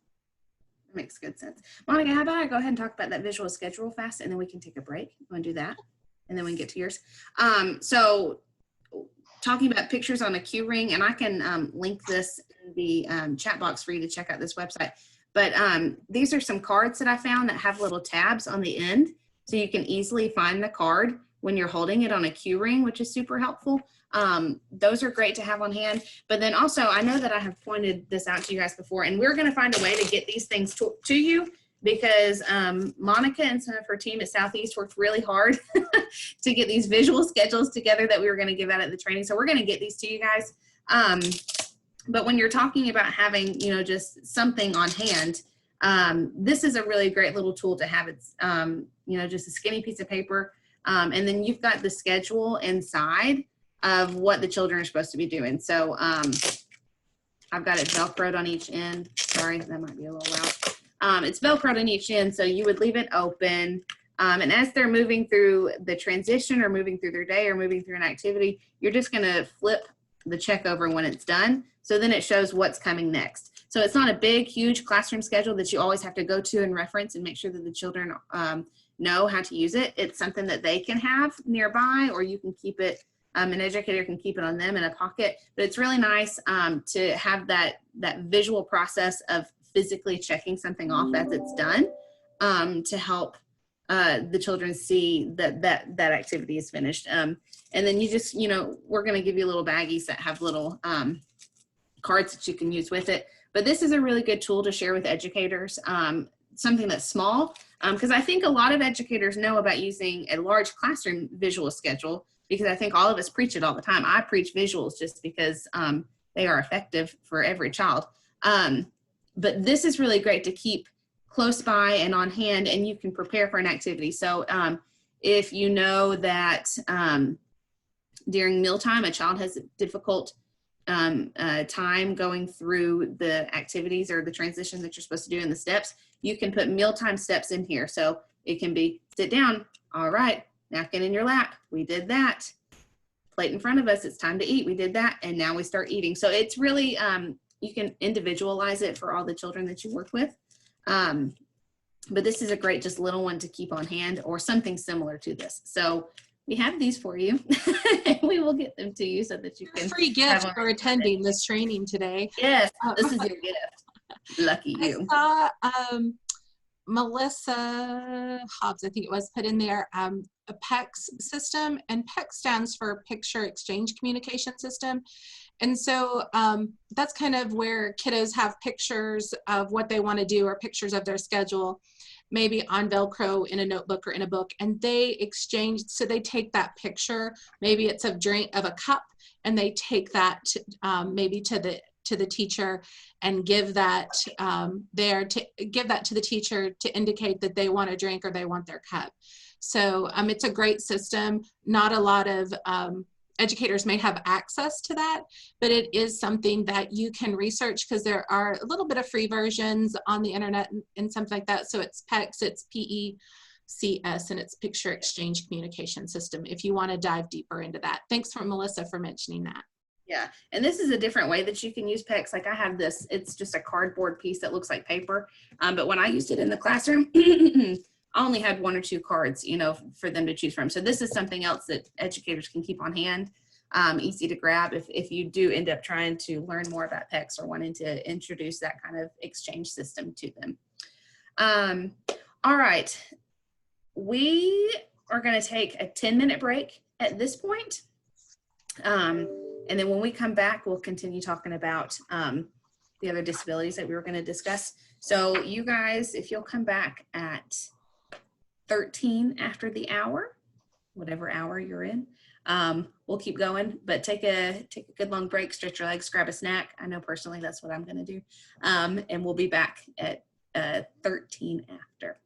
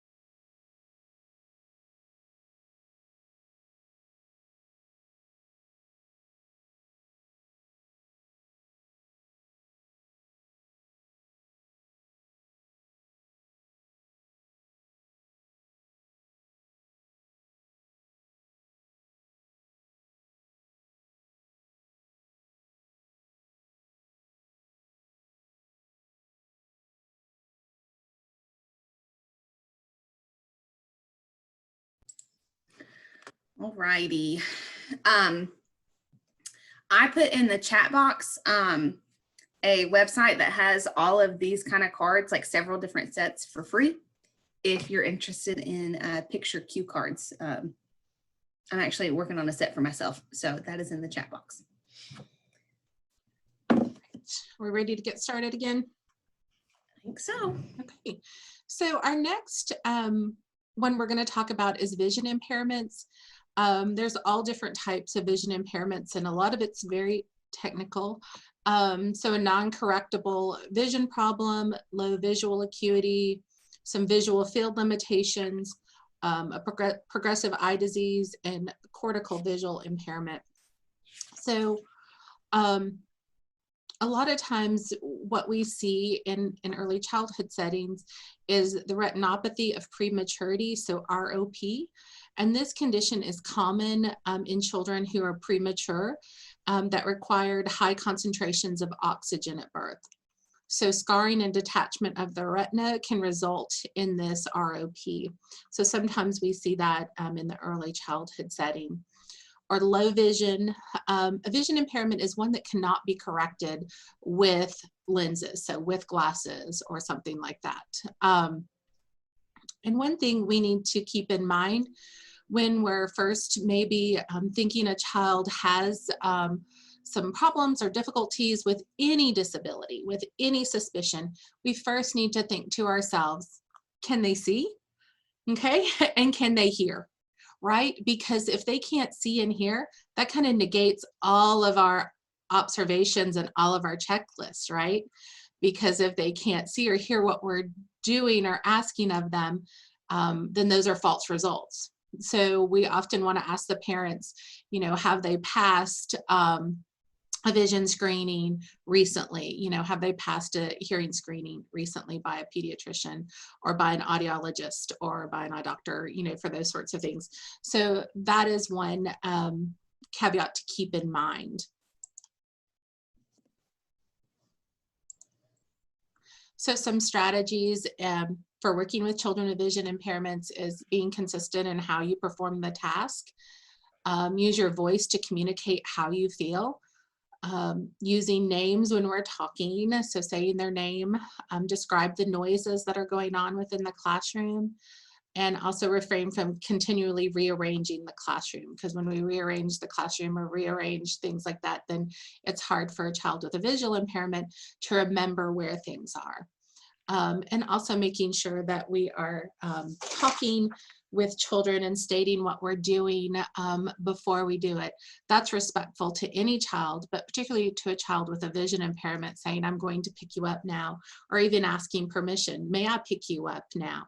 That sort of thing. So I'm describing what we're doing and then asking kind of, and then telling them what we're doing and describing that before we do it. Good toys or things to have in the classroom are things that that vibrate, spin, light up, because most children, unless they have total blindness, can see light and shadows. So having those things that light up, using light boxes and putting clear things upon the light box so it makes different shadows is always helpful. Yeah. So hearing impairment, there's different types of hearing impairment. So a hearing loss can happen when any part of the ear is not working in its usual way. So either the outer ear, middle ear, inner ear, or our acoustic nerve or the auditory system. And so 50 to 60% of hearing impairments are due to genetic causes, and only 25% are due to environmental causes, such as maternal infections during pregnancy or complications at birth. There's different types of devices that are adaptive equipment or assistive equipment that children may use. Our picture on the left is a little one using a hearing aid. And then the one on the right is using a cochlear implant. So that's using bone conduction to help that child hear. So you may see these in your classroom or when you're working with educators, and helping the educator get to know what it's for and how it works. So signs that there may be a hearing loss is not startling to loud sounds, not saying single words by age 1 like mama or dada, turning their head when they see you, but not when you come up behind them. And then also their speech may be delayed or their speech may not be clear. They may say huh or what a lot when you ask them a question, and they may want the volume of the TV or something like that up really high in order to hear it. So strategies are, facing the child so that they can see your mouth, so that they can see that you're talking, using simple signs and other visual cues, moving into the child's line of sight when you give group directions is always helpful, because if you are standing across the room from a hearing impaired child and they're not facing you and you say time to clean up and they continue playing, that's not defiance. That is, I didn't hear you because you weren't facing me and I wasn't facing you, so I didn't know that was happening. Also speaking in a normal tone so that you're not yelling, and then also using your facial expressions and gestures and body language to convey the message. We did that one, right? Yep. All right. So now we're going to talk about physical disabilities. So the more prevalent physical disabilities that you'll hear or see you talk about are cerebral palsy, spina bifida, spinal cord injuries, traumatic brain injuries, and muscular dystrophy. Those are all just different types of physical disabilities. Spina bifida is one that is seen before birth, so parents know that that's something that they're going to have to encounter and know what to do, have some ideas. But other ones will show later on as the child develops and as their gross motor muscles develop. Large motor issues are a lot easier to spot just because of the bigger muscles. So you'll see other ones progress. There are some, so ADA is the Americans with Disabilities Act, and that's like a big overarching disabilities law in the country, but they do have requirements in place for children who have physical disabilities that are entering childcare facilities, and that goes for centers and for family group homes. They can't exclude children unless their presence would pose a direct threat to the health or safety of others or require a fundamental alteration. So they can't not accept a child just because they have a physical disability on that premise alone. There's other things that you have to consider.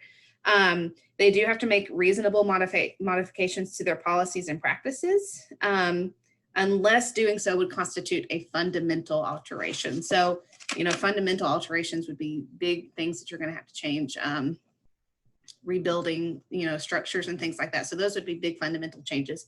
But just because they're in a wheelchair, it doesn't mean that they can't deny them the ability to come to that childcare facility. They need to provide some auxiliary aids and services needed for effective communication, unless doing so would cause an undue burden. So it's big things that are going to cause a childcare facility to say, for them to legally say, like, I'm sorry, I cannot accept that child. It would have to be huge undue burdens, fundamental changes to their facility. But most of the time, they can make some changes that make it putting in a ramp or widening doorways. Yeah. And then, they just have to make their facilities accessible. Existing facilities are subject to the readily achievable standard for barrier removal. Let's see, the rest of that's not important. So just making modifications will make it easier for a child with a physical disability to come to that childcare facility. But if someone says, I cannot accept that child, then there needs to be some more questions, there needs to be some more training to help them understand that they can, and different ways to help them feel more prepared for that child to come in. So this is my friend Nehemiah, a friend of mine that I know from high school. This is her son. They call him Neam, but he has spina bifida. And when we were getting ready for this training, I reached out to her. Her name is Hannah. His mom's name is Hannah. And I told her what we were doing, and I was like, can I share Neam? Can I share pictures of Neam? And can I tell about his story and everything? So like I said, he has spina bifida, and what she wanted me to share specifically about him, but this also applies for all children with physical disabilities, she said one of my favorite things, talking about that picture in the middle, that's him at school. And she said, tears fill my eyes. He may struggle to do things the way other kids his age do them, but he has the most incredible teachers that love him and never make him feel different. They just figure out another way for him to do all the things. So, you know, strategies and accommodations that you can make for children that have physical disabilities who are in wheelchairs or walkers or gait trainers are making sure that there's different types of seating. Niam is in a box seat right now, and underneath, you can't see, the picture doesn't show it, but he has a little, just like a little sensory kind of disc thing, just to help give him a little bit more stability. Gives him the opportunity to come out of his wheelchair, sits at the table with his peers, and, you know, is more like the rest of his class whenever he's hanging out. So he's not always in his wheelchair, not always having to do things out of that. And she said that was really helpful for him. Let's see, slightly deflated balls. They're really great to use. That way it makes it a little easier for a child who has some motor issues.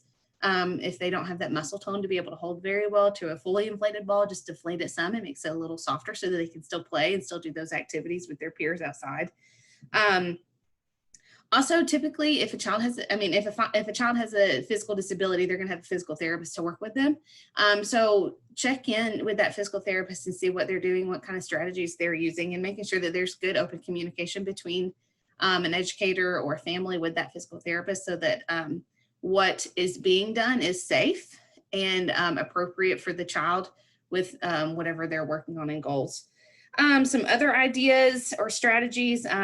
Monica said earlier, making sure that there's heavy and stable furniture so things don't get knocked over unintentionally.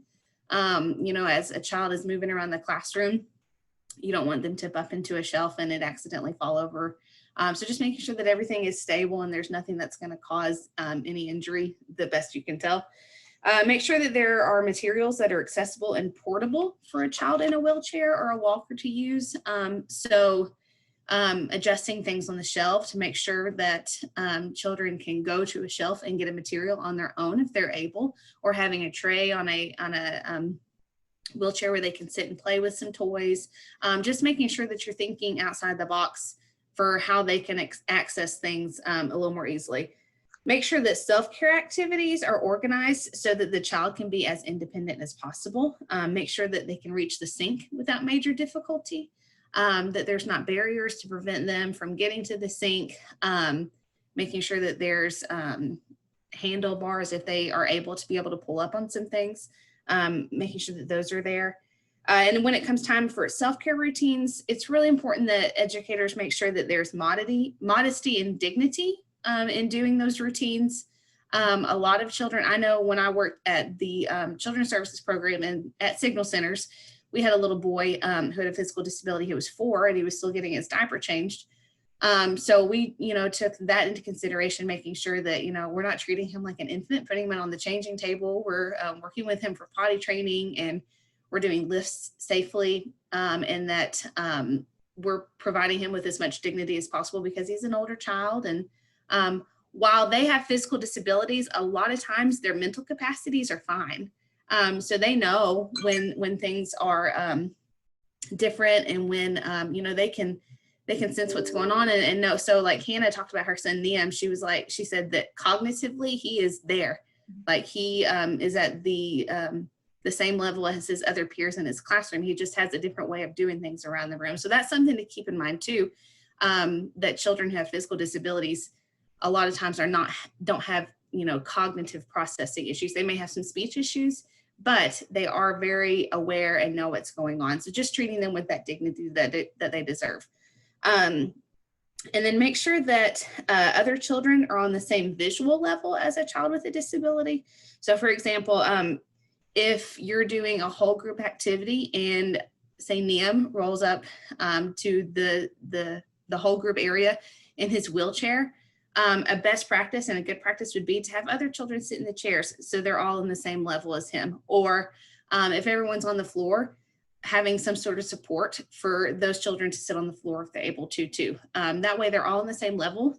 There's not standing out or making the child with a disability feel different and not part of the group. So just keeping those kind of things in mind as well.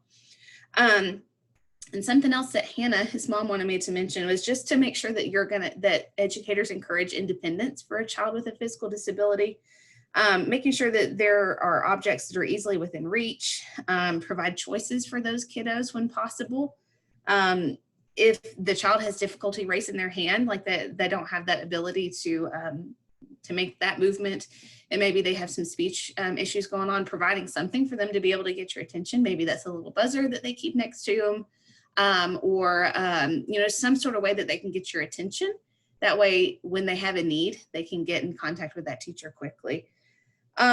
Teach children in the classroom to never push another child's wheelchair for safety reasons, and for the child to be able to do that on their own if they wish. Some children do have the capabilities to use their arms just normally, and they're able to move their wheelchairs around. I know Niam, there's a video of him in a little itty bitty wheelchair, and I think that he has more cognitive ability than I would, because he got stuck in a corner and managed to get himself out in his chair just by rolling things back and forth, and he was just a toddler. So providing that independence for them as much as possible when possible, that way they can do things on their own. And then another strategy you can use, like this picture on the far right, is just some PVC pipe, which is really cheap and easy to find at Lowe's or Home Depot. But just making something where you can bring materials and toys to a child with a disability, like with a physical disability, and making them more accessible to them. So maybe you put this on the floor. If they're not able to sit up on their own, they can lay on their back and they can still play with certain materials in the classroom. Or making it bigger so that you can put it near their wheelchair so that they're able to get to those materials. So just, providing independence, and then providing opportunities for them to be able to get to what they need and what they want without much trouble and things being in the way. I was just going to make a comment about the pushing the wheelchair and that sort of thing. Just keeping in mind that adaptive equipment for individuals with disabilities, that is an extension of their person. So we don't go lean on a wheelchair, we don't go move a wheelchair without notice or permission to do so. The same with if a child's using an assistive technology device to talk or to communicate with us, even if it's the picture exchange system, we don't take that away. We don't take their voice. We don't take their legs of the wheelchair or crutches or something like that, because that is an extension of themselves. So we have to respect that equipment, and teaching very young children to do that as well, and asking permission before, pushing the wheelchair or things like that. Definitely. I'm glad you said that. Angie, he is a cutie. I love watching them on Facebook. We don't live near one another, but I keep up with them on Facebook, so it's really great to see them. All right, so find your annotate again, and we're going to do a similar activity to what Monica did earlier. We're going to do the text, typing in on the screen. So here is your scenario. You have an 11-month infant in your classroom that doesn't crawl and can't access some of the toys. What modifications can you make based off of some of the things we've talked about? Put in there and type in some modifications that you can make.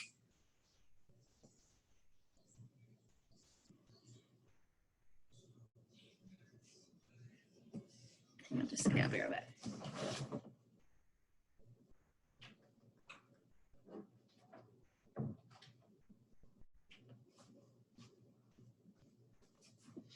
Sorry.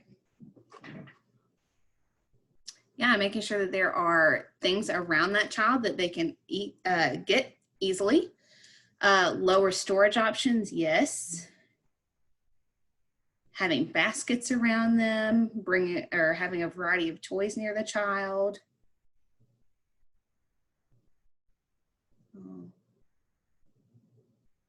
Let's see, a tub or tote of his toys that are something-able. Portable. I love the lower storage options. Portable is that word. Portable, thank you. Yeah. Partner with a buddy, yeah, having a friend help them.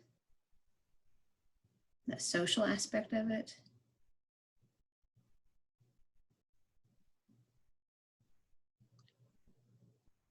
Making sure that you're moving the child. It's like a non-mobile infant, when they're itty bitty, taking them to different areas of the classroom. Yeah, those are good ideas. Just being mindful of what's around the child. Providing, I love those baskets that are going to be around them. You kind of think about it as a new non-mobile infant, and just giving them different activities and things to do. Monica, you have anything that you want to share? No. No, Great. they covered it. They covered the whole screen. They got Great. Let me see if I can clear this. Yay. I didn't have to push it 4 times. Yeah, and Mary Williamson put an idea in the chat using a sensory mat. So yeah, having a mat that maybe have a lot of things on it that they can move to or roll on or that sort of thing to get that input as well. Thank you. I love this one that just went on the screen. Depending on the age and communication level, I asked them how they would like to access. Would you like for me to take you over there? Would you like for me to bring them to you? I love that. Like I said, cognitively, a lot of times they may be just fine and be able to answer that question. That's a great point. Or a lot of times we just put a whole bunch of toys down on the floor around the kiddo without maybe giving a choice of showing 2 toys and saying which one, or that sort of thing. So absolutely. All right, great job, y'all. Thanks. So with physical disabilities can sometimes come fine motor delays. So, sorry, I flipped the page too soon. Signs of fine motor delays that you can watch out for: children not showing interest in grasping objects. If it's an older child, they may be really excited and want to go outside and be really excited about those big motor movements that they can do. But when it comes time to sitting down and doing a fine motor activity or coloring or even mealtime, sometimes because of having to use utensils, avoiding that, that being really hard and making, that being a difficult thing for them to do due to their behavior, that could be a sign. Children with fine motor delays, they have trouble doing things with their hands that other children would normally enjoy. So if they have difficulty building blocks, scribbling on paper, even having issues with their mouth, like sticking out their tongue for food, because those are some fine motor movements in our mouths too. Those are all some signs of some fine motor delays. Poor hand-eye coordination, clumsiness, walking on their little tippy toes and stuff like that. Anything that has to do with a small muscle that they're having difficulty doing something, those are some things to think about and some red flags that might come up. Hey, Sarah. Oh, hey, yes. This is hey, Karen. Yeah. Yeah. My son had some fine motor delays, and they weren't recognized until he was older because he was avoiding them, but we just weren't realizing he was avoiding them. And what I realized is he would do things like he would stand over children and tell them where to put their puzzle pieces, but he wouldn't do them himself because he couldn't manipulate the pieces. So it's really interesting how children will kind of compensate for some of the things that they are need development in. That is interesting. I wouldn't even think about him directing, but that's the same thing as avoiding it. So that's interesting.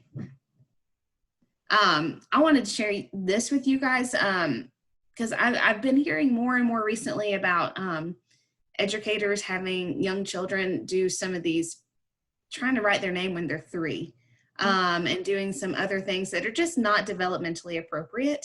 So these are some good resources that you can share with an educator. I got the left one on Instagram. It looks like Perth Children's OT. But just to show you the progression of how pre-writing strokes go, it is unrealistic to expect a 3-year-old to be able to write their name. 3-year-olds should be making circles and lines and starting to cross those lines eventually. And it's not until they have, really started mastering some pre-writing strokes that they're able to then write their name, because all the letters of the alphabet require these levels and these progressions. So if a child has a fine motor delay and maybe they're a 4-year-old, don't be expecting them to draw a square when they're 4. They may be on those lines. They may be just starting the lines. So this is a good a tool to keep in mind for when children are starting to get to the age where they're interested in drawing and coloring and doing some things like that. These are the appropriate progressions of how pre-writing works. And it's a good tool to share with educators whenever they start talking about wanting to do those kind of things. Yes, and pre-writing skills don't involve a pencil and paper or pencil and crayon. Pre-writing activities are described in this visual that she has up about Play-Doh, color, cutting, gluing, all of those, digging in the dirt, sensory play, buttoning, zipping, puzzles, all of those. So pre-writing skills don't involve writing utensils or paper or that sort of thing.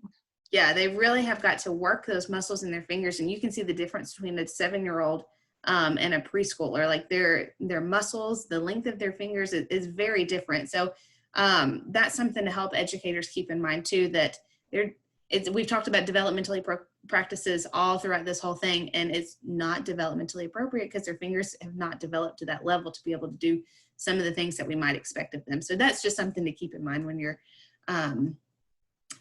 thinking about those fine motor skills. Let's see.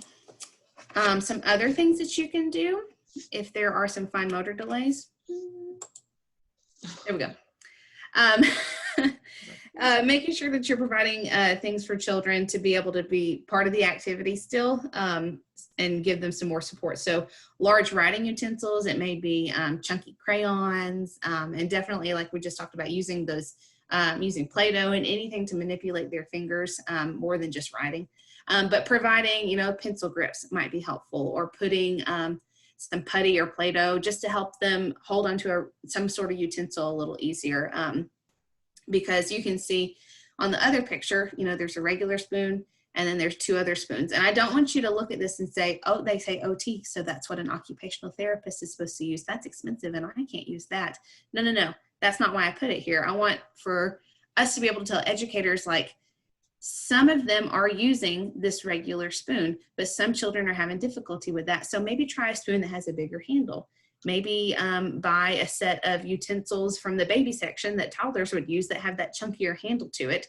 It's a little easier to hold. So just thinking about different ways to help support the manipulation of their fingers and helping them to be able to do those things on their own. Let's see, another few things that I thought of, putting paper clips on book pages so it's easier to grab and turn on their own. If you have littles that are still using board books, I saw somewhere, if someone's comfortable doing this, I would do this with my board books. It's easy enough to come off. Just putting little pieces of styrofoam on the corners, maybe gluing little pieces of styrofoam so it creates just a little bit of space so the book is easier to turn for those who aren't having that same strength in their hands for their fine motor skills. Let's see. Sarah, you have a question. Okay. Angie said, is there a good website where they can purchase OT tools? I don't know of one for sure. I can look around and see and kind of look at some pricing and stuff. OT tools are just more expensive. So I'll tell you the best website, Walmart.com. Yeah, seriously, because there are so many mass market just available on Walmart or Amazon or something like that, that if you searched adaptive spoons or, something like that, you can find those versus going to a specific website for an occupational therapist tool, because usually if they're using something like this, they may have been, the family or the educator may have been given advice that that's what's best. So, but also we can get things just from what I call mass market, Amazon, Walmart, that sort of thing, that we can find a lot of those tools, because we don't want to give educators the idea that they have to spend a lot of money to make modifications to their classroom. And like Sarah said, if you search an OT website, it's going to cost you a lot more. I have seen one time where someone just took like a either a stress ball or just a styrofoam ball and like drilled a hole right through the middle to slide like a writing utensil on, so it's easier to hold. So just thinking creatively about like, what can I do to provide, more, I don't want to say square footage, but more space for that child to hold to be able to use something. And Ray put in the a suggestion, the ottoolbox.com as a suggestion. Thank you for that. Yeah. And Gail said that the handles look like tricycle hand grips. Yeah. They do. Yep. You know, and yeah, several people are like, just Pinterest that bad boy. Yeah, exactly. Pinterest will give you all kinds of ways to make it yourself too. I personally am a fan of duct tape, but anyway, we can make all kinds of modifications. So great questions. Thank you. Do you guys have any, I think Janika, you put that you had to help a child develop some of their fine motor skills. Is there anyone else else out there has some strategies that they have used in the past to help support fine motor skills? I know that like a squeezy stress thing is always helpful. Anybody else have any ideas that they have shared with educators or used in the past?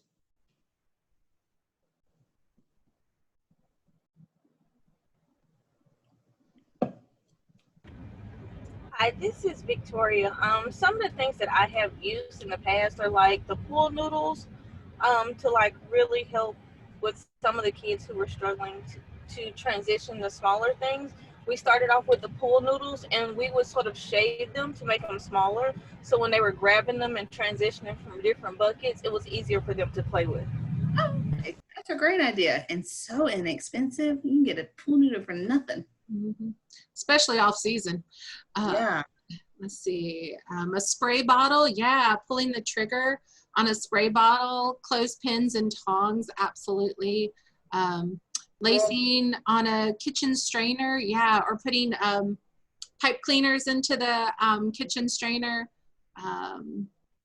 Yeah, adapting up, having pulls or knobs on puzzles and adapting those puzzles. If it's a great puzzle that's flat, but you need something like that, you can add those knobs to it.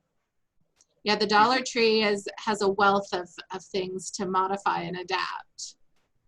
Crayons through holes in an empty oatmeal. Yes. Yes. Yeah, it's just getting creative and you can totally Google some ideas. Pinterest will be your best friend. It's really what I talk about when I didn't include the basics training is sometimes you got to think outside the box. Sometimes it's just a little change. Sometimes you do have to make a bigger modification, but it's just thinking differently. It's training your brain to think in a different way. And all of these great ideas that you've given us in the chat box that Sarah's given us are appropriate for all children. So it shouldn't be that, oh, it's time to do fine motor. Let me get Sarah a special basket out to practice her thing. Absolutely not. What is appropriate, for all children is appropriate for all children. Right. Great ideas. Thank you, guys. All right, so I'm going to talk a little bit about developmental delays or intellectual delays. So in order to know about developmental delays, we need to know what typical development is. I know you've heard us say this 1,000 times, but we'll probably say it just a few more times before the end of this training. So the state of Tennessee's definition of a developmental delay is that a child is functioning at 25% below their chronological age in 2 or more developmental areas. And those developmental areas are like language, motor skills, social skills. I think there's some more, somebody can pop them in the chat box, but in those developmental areas. Skills, yeah. Yeah, thank you. I was like, I can't remember them all. And then, or they're functioning at 40% below their chronological age in one developmental area. Let's see. And a developmental delay is simply they are not achieving new abilities at the expected range of time or development. So when we think about the age, the typical range of development for, say, walking is 9 months to 24 months. So that's a big time frame. That's like a 1.5 years, right? So if your child's walking within that 9 month to 24 month time period, that's typical. If they're outside of that in like going 25, 26, 3 years old, not walking, that is that developmental delay. Does that make sense? And so it's just a pattern of behavior development that is not typical for his or her age. And we can use the term developmental delay up until the age of 9. So a child can be diagnosed with a developmental delay up through age 9. And after that point, that is when that term kind of changes to intellectual delays or disabilities. And the reason of that is we know that from birth to 9 is what? That's the early years. That's the early childhood years. So, and we know that the sooner intervention is given and assistance is given to children with developmental delays, they're more likely to overcome or catch up with other children of their age and no longer need that diagnosis of developmental delay. If they don't, and there's still delays at that point at age 9, then their disability will change to intellectual disabilities or cognitive disabilities or something, or cognitive delays. So some strategies we can talk about is having predictable routines and procedures, using manipulatives and visual cues, short concrete instructions, breaking information into smaller tasks, and individualizing materials and activities based on the needs. So an example would be, I am a teacher in a 3-year-old classroom and I'm getting ready to paint with them. Yes, I'm brave. I'm gonna have a painting activity. And so I know in my classroom that I have a kiddo with some motor delays, and I know he has a really hard time holding down his paper with one hand and then painting with the other. So I'm gonna tape his paper to the table so he can participate fully in that activity. I also know in my classroom that I have a kiddo with some visual impairments, and when they look down at their paper, they lose their field of vision. So I'm gonna let them paint at the easel. I also have a kiddo in my classroom that eats non-food items. And I know that painting's gonna be a real struggle because paint to him tastes yummy.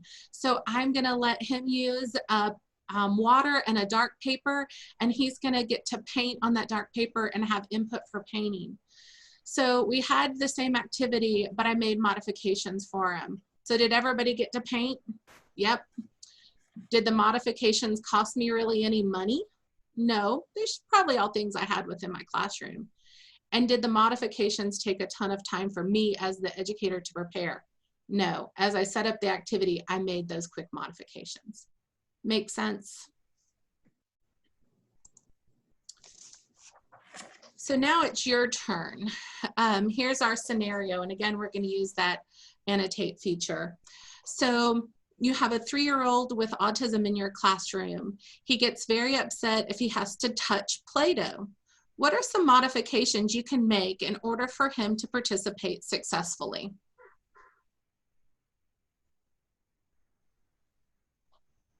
You can use your annotate and write on the screen. Play-Doh tools, cookie cutters, put in a plastic bag. That's my favorite, is just put that stuff in a plastic bag and let them squish it. Gloves, yeah, so maybe that would, putting on gloves and he wouldn't have to touch anything. Using tools, yeah, or using cookie cutters. Yeah, using the gloves. Use his feet instead, yeah. Maybe that's his thing. Maybe he, sometimes we have kiddos use your hands over his hands. I was about to say that. A lot of times kiddos with autism want to participate with the activity, but sensorily they can't touch it, so they will take your hand and make you touch the Play-Doh. I feel that's acceptable. And then we ease, right? As we talked about with Sarah's example of the teddy bear as a transition, then we ease to that, what's that next step? Them touching it, maybe them touching it with one finger. Absolutely, it doesn't necessarily have to use his hand, right? It could use other things. It could be that it's just enough that he is at the table with the Play-Doh, because Play-Doh smells, doesn't it? I personally love the smell of it, but I like so it may be that just it is enough that he is sitting at the table with that Play-Doh in front of him without having some type of issue or behavior. Does that make sense? Let's see, put it in a small box so there's more control over where it goes. Yeah, thank you. Or on some of those trays or things like that. Add texture to it, so maybe make it more rough so it's not quite as smooth. Maybe that could be an issue. Great, thank you all. All right. Did you take away the annotate, Sarah? I didn't, but I can. Okay. You want me to? I didn't know if you were clicking or you were. Got it. All right. There we go. All right. So I think, if memory serves me correctly, yes. So we're going to talk about ADHD, which is going to be the last of the common disabilities that we're covering today. There are 3 types. There's inattentive ADHD, which is where children are easily distracted or very inattentive, which is what it sounds like. This has been referred to as ADD in the past, attention deficit disorder. Children with this might seem to miss directions, important details, or just seem unorganized. There's hyperactive impulsive ADHD, which is children acting reckless. They might fidget, have difficulty sitting still, or interrupt or take things out of turn, speaking out of turn. And then combined ADHD is exactly what it sounds like. It's a child that has a combination of all the things that are there. So one point I really do want to point out is it says that 40% of children show the signs by age 4, but the American Academy of Pediatrics does not diagnose a child with ADHD until they turn 4 and on.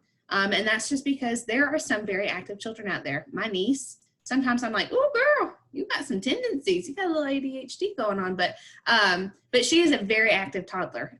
So that's why, children, there are some that are just going to be very active and are learning and, learning boundaries and knowing what to do when and where to speak how. So they don't diagnose ADHD until a child is 4. And it's not a learning disability. It's just they've got sensory processing issues and just need some different ways to help them support and put things in order and stay on task and things like that. Some things you might see if a child does have ADHD, there may be some delays in physical development. They might take risks or show little fear or no fear in dangerous situations. They might approach strangers with no fear or no caution, short attention spans. They may not stay with an activity longer than a minute or two, maybe just a couple minutes. And they will probably have difficulty making friends because just of the nature of how they are. They're a little bit louder. They may be sometimes aggressive just because they are impulsive at times.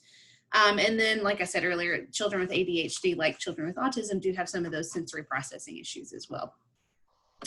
Some strategies to help support children with ADHD. It's important to figure out what the child is having difficulty with and then provide supports in those areas. So they may be able to start an activity, but then the issue comes, a few minutes into it where they need those reminders, those visual cues, maybe a physical cue of maybe touching them on their hand, say like, okay, remember we're doing this right now. So just knowing the child and knowing where those distractions would come will help to help them be successful. Make sure that, like we said earlier, that visual schedule is in place and it is being used consistently. It's not just a pretty thing up on the wall in the classroom, that they're actually using it with a purpose.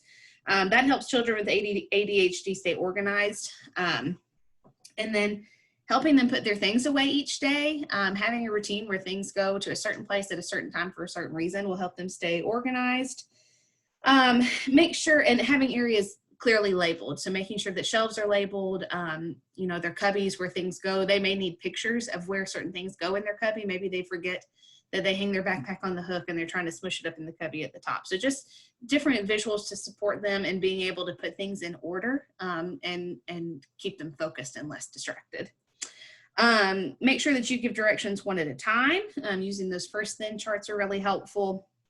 And then support more steps to that doesn't make sense. Make sure that you have a space, like we were talking about earlier with children with autism, where they can go and decompress and find that opportunity to get focused back in. So we're not sending them to an area in the classroom. We don't want to call the cozy area the place where you go because you're in trouble. That is the place for you to go calm down. That's a place for you to get regulated again. And then we're going to come over, and then we're going to talk about what we need to do next.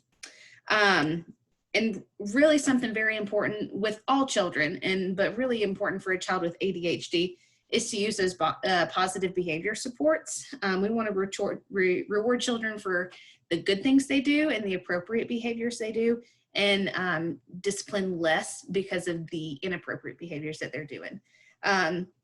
So just make sure that you are intentionally teaching social skills and emotional skills as well. Children with ADHD, like I said earlier, have difficulty creating friendships. So teaching them the skills and the tools that they need to create friends and to play with them is really important as well. Ashley, you're correct. It's from what I've read and what I've seen, it's no longer ADD. It's those 3 different types of ADHD that they consider. And there, we can put that in your resource in Teams. There's a good article that talks about that there were subtle but important changes to that diagnosis. So we can link that. Again, we can link that and put that in Teams. Thank you, Ashley. Monica, are you okay if we just keep going? Aren't we supposed to? Or was there a break schedule? We had a break right here, but I think we can keep going. That way we keep everyone on time. Keep on rolling. Okay, we're going, ladies and gentlemen. All right, so this next thing that we have, Monica, I'll let you talk about this video real quick. Sure. So this is a little quick 2-minute video. It's going to go quick, and it's really wonderful. And this is a great example of what inclusion looks like in a classroom.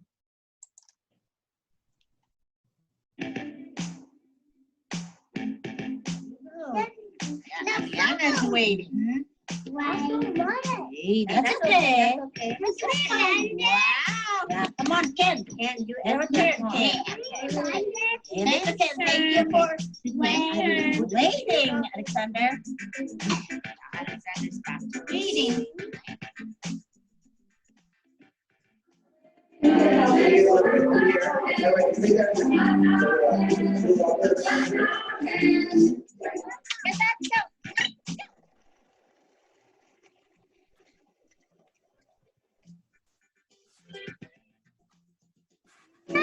Yeah, Paxson.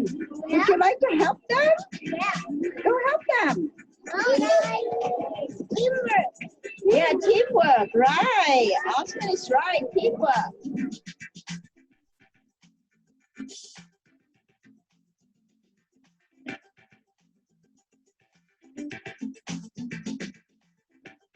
Oh, yay. Thank you for helping. You're such a good helper.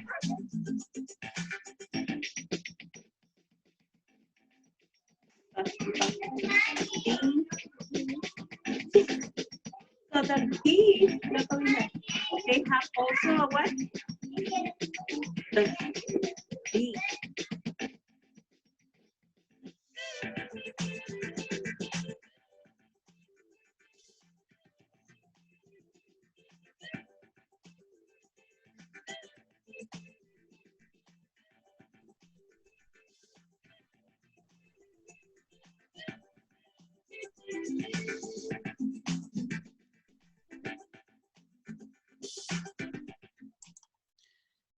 So I want you to just type in the chat box some examples of inclusion that were happening, some of the strategies that we've already talked about with you that maybe you saw. Yeah, the weight sign.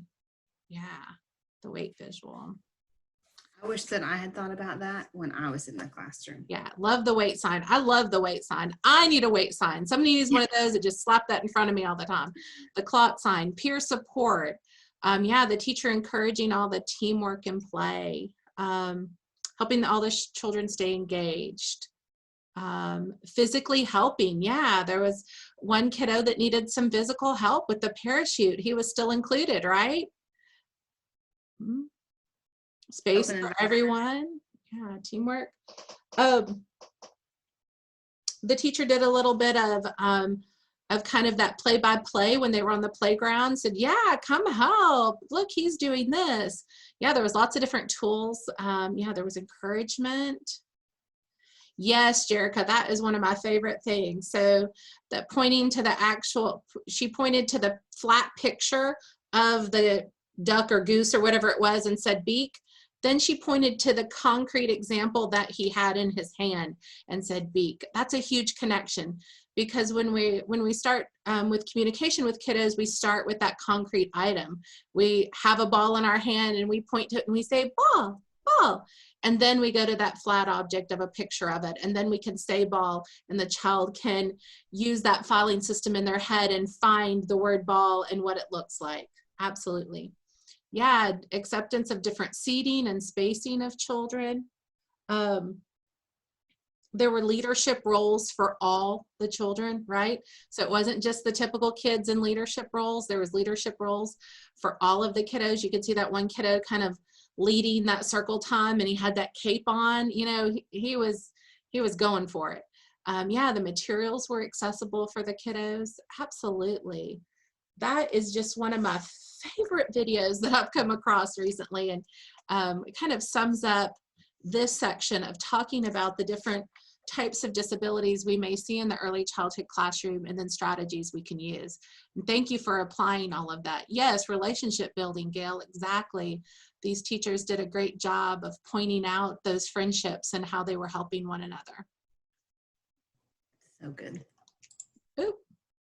Oh, that may have been me. Okay, you click. I feel like we need a visual to be like, hands off. Hands off, hands off. I did want to point this out and bring it up. I think we've talked about it in the past, and if you have been through a CEFL training, you have seen this too. But this is something that is really handy when you're thinking about working with children with a disability who then also have challenging behaviors, or any child with a challenging behavior. This is a helpful tool for any of that. Or an adult. Yes. So this is an ABC chart, and I'm 99% sure that the ladies from the Nashville Autism Center that we had a training on a few months back, they referenced this as well. But I did just want to bring it up again as a reminder that this is a very handy tool if you are observing a child and you're trying to figure out, okay, I know that we're having this meltdown several times a day. What is causing this meltdown? How can I help this to be a smoother transition? What supports and accommodations can I put into place for this child? And this is a really handy tool to use. So it's an ABC chart. Trigger would be the A, the antecedent, so what is happening before the behavior, and then the maintaining consequences, just what is happening after. So you can see, like, if something is happening every time before circle time, you know that there's some sort of thing that you need to adjust before circle time to help the child be successful and not have to deal with those challenging behaviors. Now, every child with a disability, just because they have a disability does not mean in turn that they're gonna have challenging behaviors. They don't go together. It's not like a peanut butter and jelly sandwich where those stick together all the time. Challenging behavior is from any child, and it does not always go with a child that has a disability. But a lot of times they do accompany one another. So if there are instances of challenging behavior where you need to help an educator decipher what's going on and where you can help and where some changes need to be made, this is a really handy tool to use. I did also want to talk about, and we talked about this from the ladies from the Autism Center as well, the use of restraint, seclusion, and expulsion. And I'm sure on a regular day-to-day in an early childhood classroom, you're not going to see, hopefully, I know sometimes weird things come up through these referrals of restraint and things, and seclusion, you know, being like setting children apart from the others, and then expulsion, you know, asking children not to be there or asking them to leave. But I did just want to touch on these because there are some important points that I want to make, especially when you're thinking about working with children with children with disabilities. There are some licensing rules that have to do with these topics. If they're, you know, child care directors and educators have to have written expulsion policies. They have to be clear and communicated to the staff and parents. They have to be developmentally appropriate, and they have to be non-discriminatory. And in the licensing rules, it recommends, you know, using the CEFL model, the Center on Social Emotional Foundations for Early Learning, using an early intervention system, so reaching out to TEIS, and then also references the Individuals with Disabilities Act, which is IDEA, which is what we talked about all at the very beginning of all this. So licensing realizes that there are things in place, you know, laws and things in place that you have to adhere to that are not just for licensing rules, but also, you know, thinking about all children with disabilities. And then it also talks about, for behavior management, mechanical and chemical restraints are prohibited. Timeout may be used to intervene with a child whose behavior is disruptive to the group. Timeout shall be reasonable and developmentally appropriate and not include restraint or seclusion. For physical restraint, staff shall not restrain a child by any means other than holding, and then only for as long as necessary for the child to regain control. While that is in the licensing rules, my rule of thumb that I would share with you and with educators, if there is a child with a disability that an educator feels that they need to restrain that child for some reason, we need to be talking about some different strategies to put in place, because no one should be doing that unless you are trained in an appropriate way to do it and know when to do it and why. And I personally am not trained, and so I cannot imagine many childcare educators out there are trained. Some may be, but in the event that there is some behavior that requires more intervention, we want to work with those educators in the pyramid model, moving up into the tiers to set in some supports in place to help those behaviors. If a child does end up being restrained, then the family needs to be notified, and that family has a right to either call an IEP meeting if they do have an identified disability, or they have the right to get in touch with the school system or TEIS to have their child, what's the word I'm looking for? Evaluated. So there is a lot that goes into thinking about restraining that I would encourage people not to do. It's not safe sometimes, and it's not a long-term, useful thing that is going to help a child with a disability or any child that's having some challenging behaviors. I read an article that talked about a facility that helped older children and adults, and it talked about when they were doing restraint, seclusion, and expulsion, how much extra money it cost, how many extra staff it took, and the long-term effects on those children of trauma and other issues that come along with those kind of things were detrimental to some of those children. So they changed their policies, and they took away these instances of restraint and seclusion and saw incredible turnarounds. So we really need to make sure that we're having those positive behavior supports in place, that we are working that pyramid model to make sure that, we're helping those kids in the higher tiers that they're going to need it. We're using conscious discipline practices and helping children be able to compose themselves, and us as adults be composed, because a lot of it, comes down to us too. If we are not calm and we feel like we need to be doing that, it's not going to help the children either. So really, we want to push best practice of behavior supports and reaching out for help, talking to families, and not doing any of these things that you see on the screen, those 3 words, unless it's just absolutely necessary. And then a big conversation needs to be had with families and with educators and things like that. Let's see. Yeah, outside agencies will have to do that kind of training. You could probably reach out to a school system and see if they know of someone. But we want to, reiterate that restraints would be used as a last resort. So we'd really want to work with those educators on other ways first. And then also truly looking at if that's a proper placement for the child. If we're having to get some restraint training for a 3-year-old in a child care center, then we really need to look at if that's truly a proper placement as well. Yeah.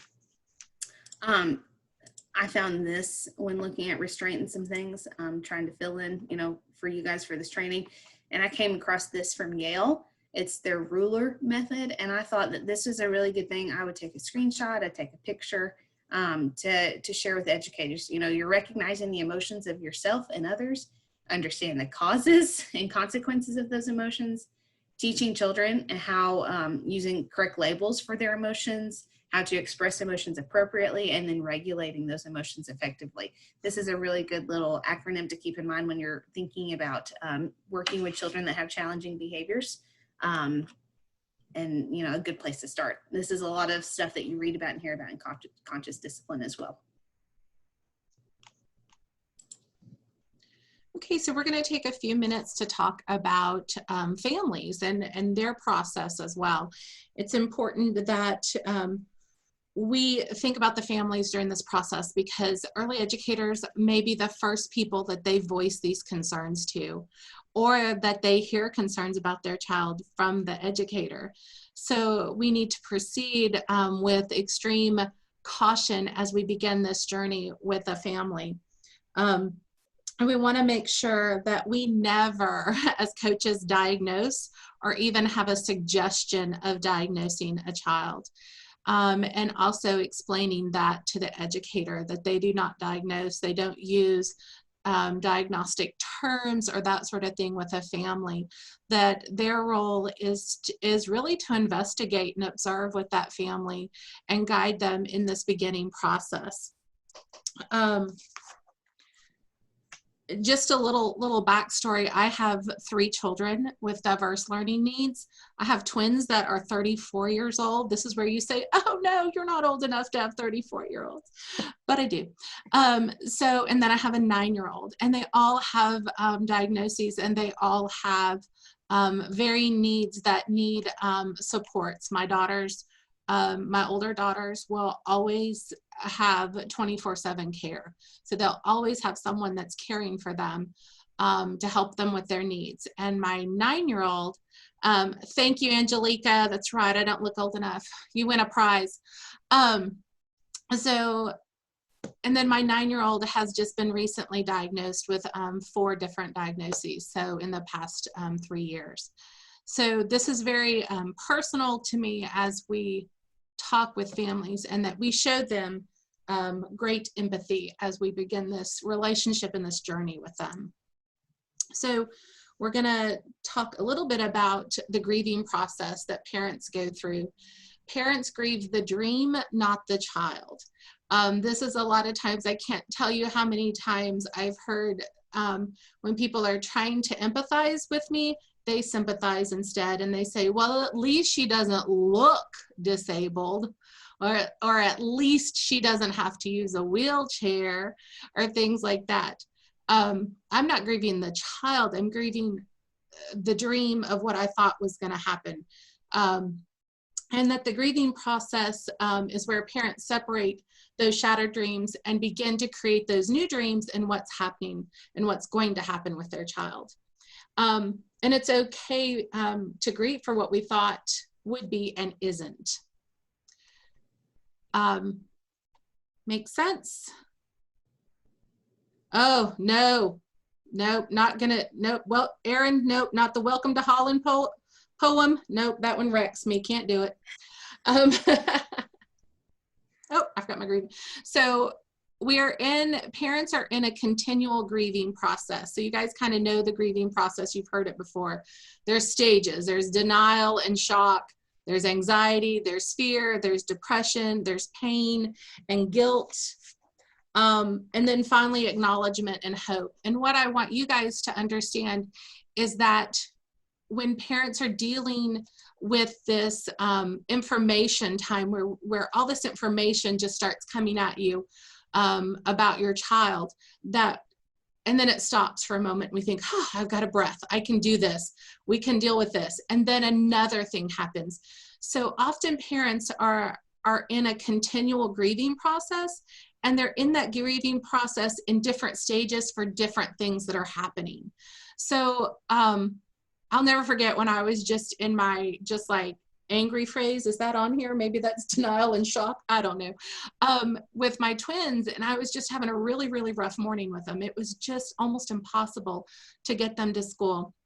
And I remember pulling up, to their classroom, and the assistants coming out, and I literally jump out, fling open the van door, and look at my kids and go, get out, and look at the teacher and go, good luck, and get back in the van and drive off. And that was just my way of being extremely overwhelmed and in this grieving process.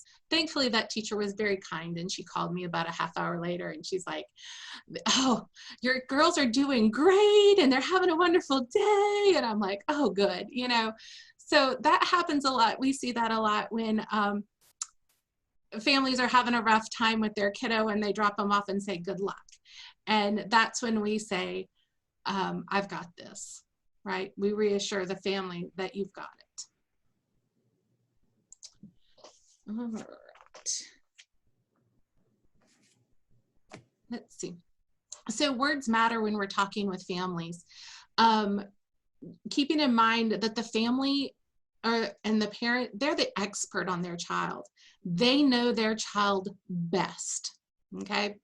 We are the professionals. We may have some knowledge about the generalities of disabilities or what's going on, but the family is the expert. And educators can ask clarifying questions versus blaming statements. And so a lot of times what'll happen is it will be, the educator may say, well, they never wash their hands after going to the bathroom. And that's kind of blaming, right? You know, it's kind of like, or do they do that at home? And the parent says, yeah, they do that at home, no problem. And we can follow up with that and say, tell me what that looks like. So we can gather more information by asking those clarifying questions versus kind of that, well, they do it for me, but they don't do it for you. Well, you must be doing something wrong. Or I never have any trouble with them. So those are all kind of shaming or blaming statements that parents hear. I guarantee you they hear that. And then educators should conduct observations and developmental screenings before talking with the parent, right? So before we bring up our concerns to a family or to a parent, we should absolutely be doing those observations and seeing what's going on and thinking about what's developmentally appropriate and looking at our classroom and looking at our relationship with the child and doing those checklists before we go to the parent with those concerns. Let me see what else I had on that. Oh, the Learn the Signs Act Early website has a great handout on how to talk to parents, to share information with them if educators have concerns about a child. So it's really good to use that tip sheet and that handout. I was trying to think of what else I wanted to tell you. I think that's about it. I just really want to emphasize that you're on the same team with the family, that you're working together to figure out how you can best serve that child. It's not a, oh, parents against teacher situation. It is, how can we work together as a team and be a part of that team to figure out how can we best serve that child. All right, how are we on time, Sarah? It's 11:20, so we probably. Oh, let me see what's in the comments, because there was lots of comments coming in. So let me. The Holland story and. Oh, I can't do that. It's a wonderful poem. You guys can read that. It's wonderful. Yeah, Gail said that she shared with educators that children are the greatest gift a parent has to offer us, and we need to always remember that. Absolutely, absolutely. It is. The Holland poem came up a couple times. Yeah. Oh, that Holland poem sends me over the edge. I'm just telling you what. But I think just really being empathetic with families and with parents, this is all so brand new to them when we think about the age that we're working with and what is happening. And a lot of times parents might come in tough or might come in defensive, and knowing that they're in that grief cycle is really helpful to reset your mindset on what's happening with that. They're not mad at you that you're bringing up a concern. They're just scared and worried. All right, we're going to show. Thank you for your perspective from a parent. Anytime. I talk about my kids all day long. Anyway, let's see. We're going to show a short video, a parent's perspective of inclusion, and it's about, I think it's about 3 minutes long. I'm not sure.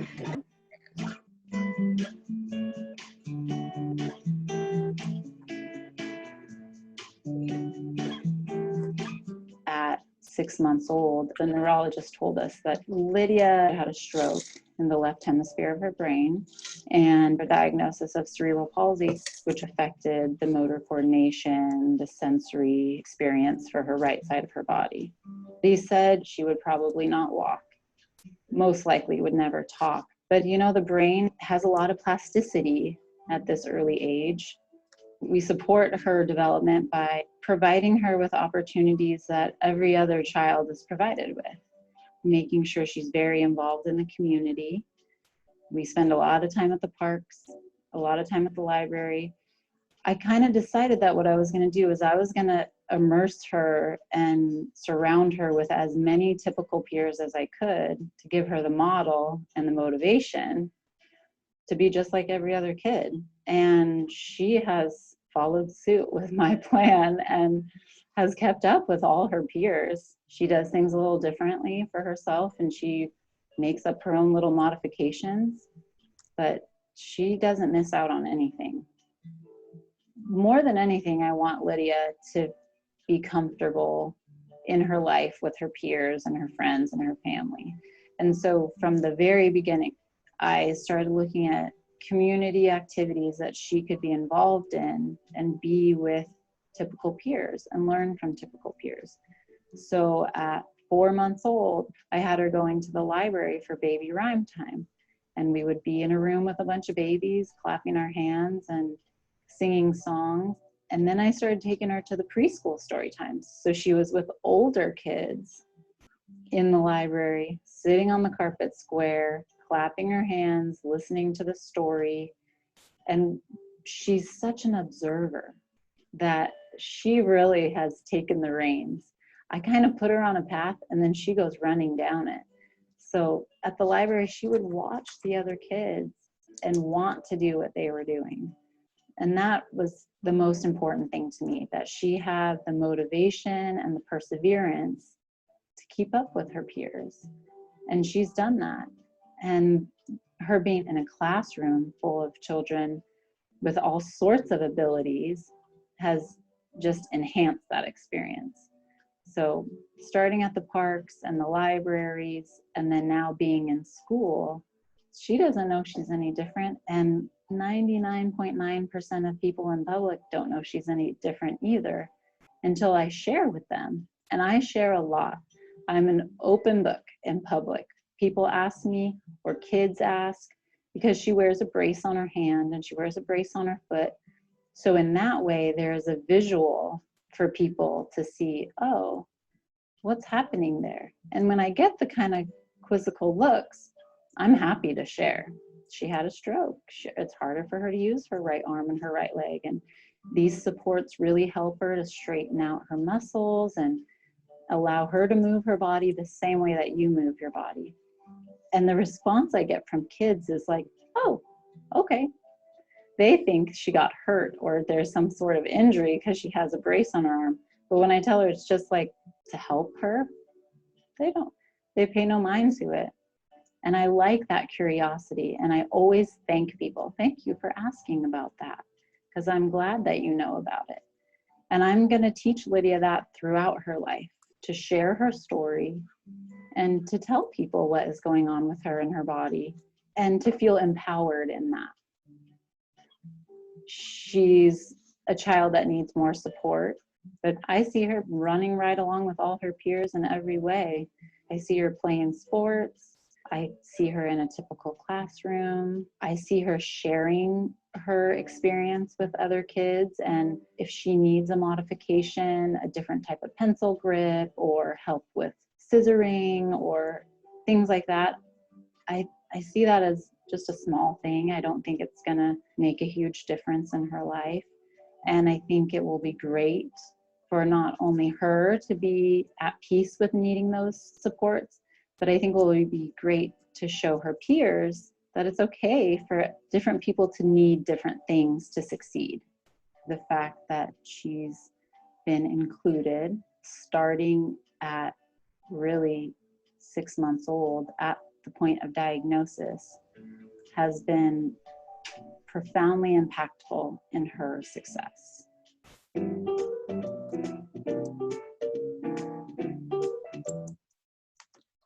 So you guys can type in the chat box some of your impressions of that video. I think it just wraps up nicely all the things that we've been talking about over this time. And one thing I really like about this video is she really predicts for her child a future that makes herself, that the child can be an advocate for what she needs. And that starts at such a young age. I told you about my 9-year-old. We started getting diagnoses when she was about 5. And we talked very honestly about how her brain was working. And we talked about how her eyes she has a visual, one of the things is a visual processing disorder. And so we talked about, yes, her eyes can see, but it's how that information, how her eyes take that to her brain and how that information goes to her brain, that's where things get jumbled up. So she has to have some modifications. She can absolutely ask for the modification. At 9 years old, she can ask for all the modifications and any modifications and access she needs. And she does it in a way that is respectful and that is like, this is how I learn. It's not that I'm different and I need this, but in order for me to learn best, this is what I need. And that's why when we start early with kiddos being in an inclusive environment, like this mother said, they don't know the difference. And the kiddos just accept, you know, hey, it's a brace, they need it for help, the end. You know, and that's just, we always want to answer kiddos' questions when they ask about things that they see. Yeah, Lauren, I love that she started in the community. She said, yeah, my kiddo's going to be involved in all these community things. Absolutely.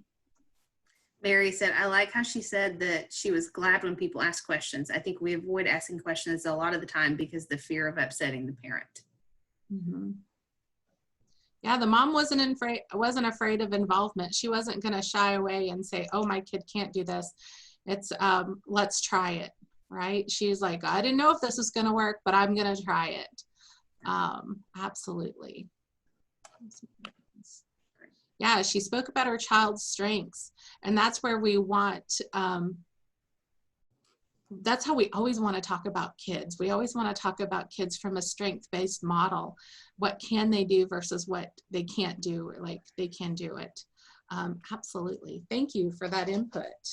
And I love that she said that her child was an observer, because that's how kids learn, right? And so imagine if the little girl hadn't been in these community events where she got to observe all of this wonderful language and books and that sort of thing, how would that have impeded her progress? So I loved that.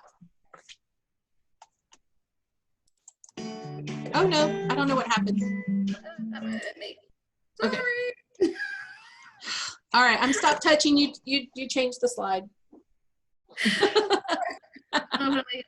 Okay, so it's been a long 3 hours. We are very hopeful that you guys took away some great things, but we did want to leave this time here at the end.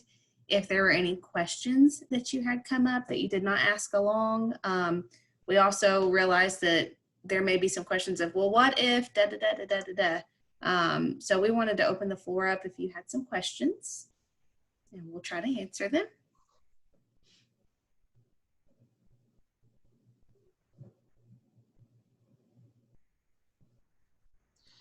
Yeah, Jerry was talking about the woman's willingness to share her story because parents are in denial.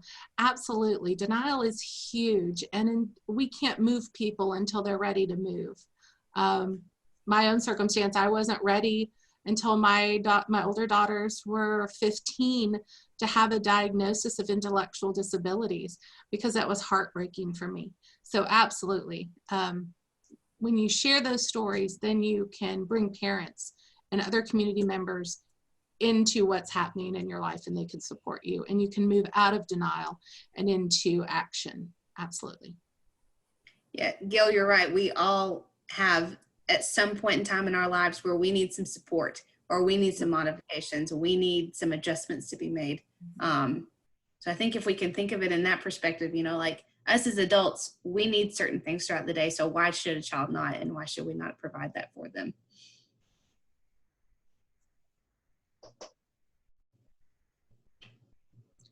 So a lot of times when I'm coaching educators, I might get, we kind of address the question about, well, what if it's not fair? Sarah talked about that. Other ones I hear is, what if they get hurt? Kids get hurt. I mean, they do.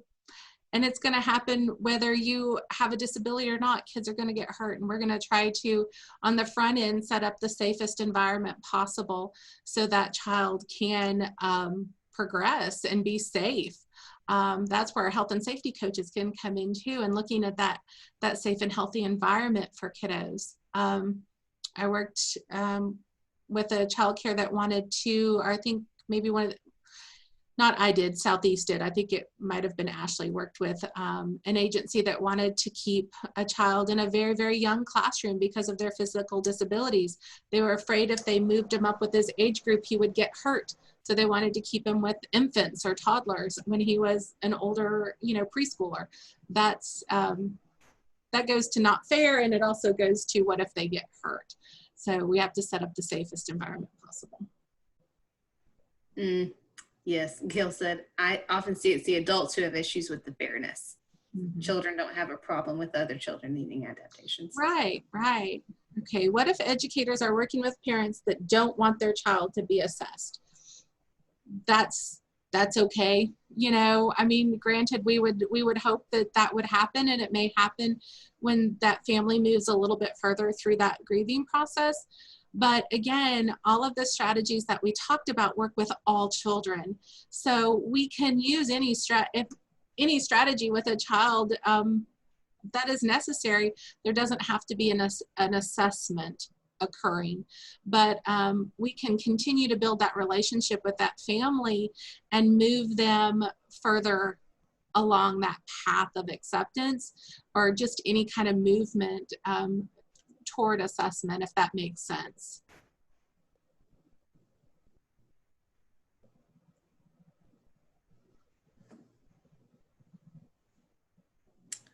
Laurel asked if there was a tip sheet or a checklist on setting up an inclusive environment for educators that we can share. I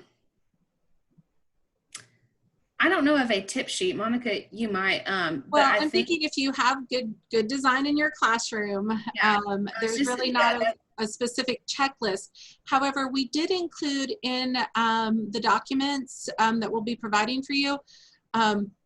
There are, shoot, I can't think of it. I don't have it in front of me, but several of the links are like childcare dot something or other. And it says modifications for children with physical disabilities, modifications for children with hearing impairments, modifications for, and that's a really great website because it's specific to childcare, and it kind of lists some of those different things in setting up of an environment that's inclusive of children. I hope that helps, Laurel. We can search for something else, but also looking at if we have a good developmentally appropriate classroom. Most modifications that may occur would be in those visual schedules or arranging the furniture for access for a wheelchair, things like that. Yeah, just thinking about what that child's needs may be, and then adjusting, that classroom to make it very accessible and, not this huge entire deal that there's a child with a disability in the classroom. Yeah, like how Julie said, develop the habit of sharing info and milestones with families.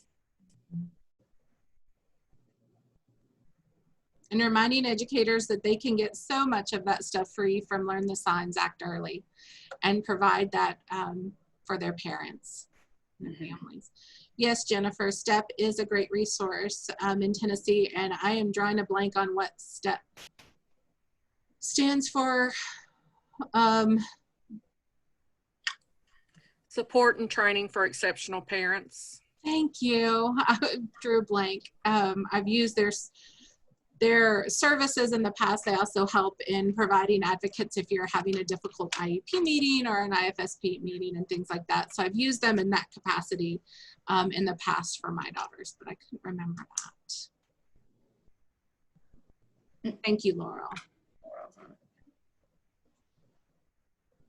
Are there any other questions that you guys have? Yes, Mel, you're right. Young Children from NAUIC has a lot of great resources, and if you're a member, you can go back and look at previous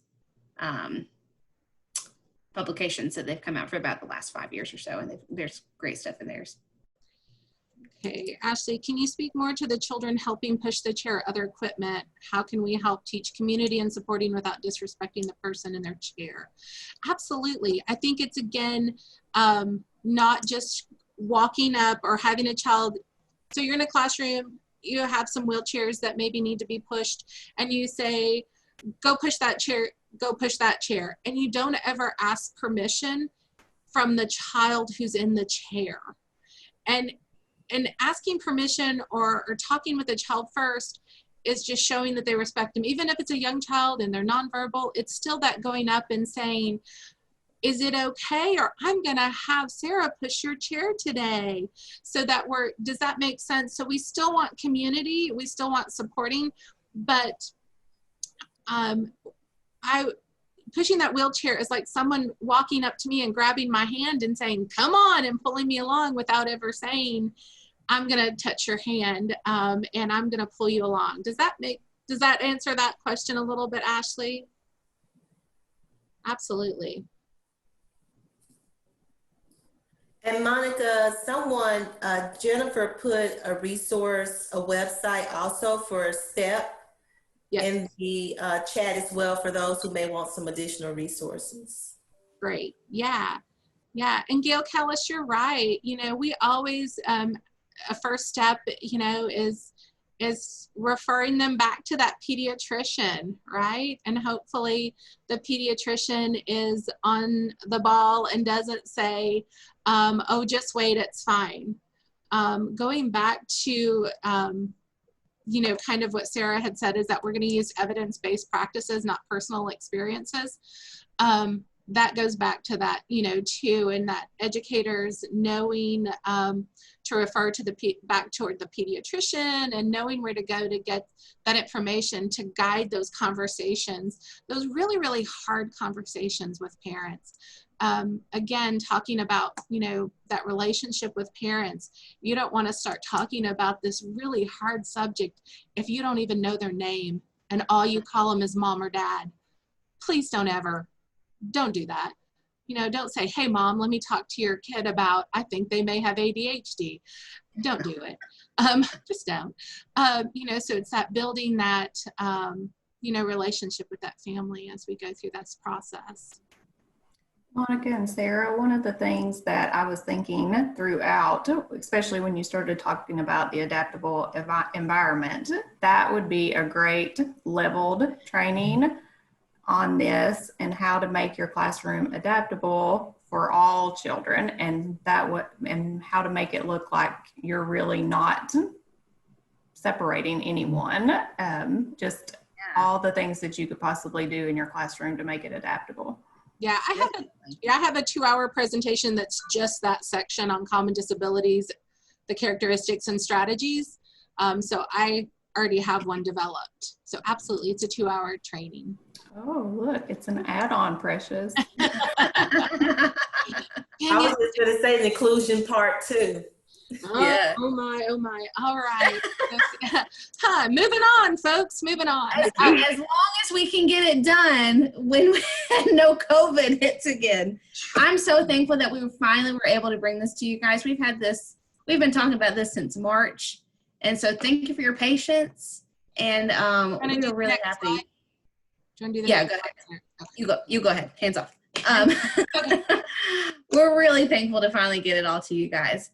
So what we want to do, just as like a little checkout thing, and then Precious, if there's anything that you need to share before we wrap up, use your annotating in that text like we've been using, and tell us one takeaway that you can use with educators within this next week. So what is something that you can share or do with an educator virtually over this next week based off of what you've learned today?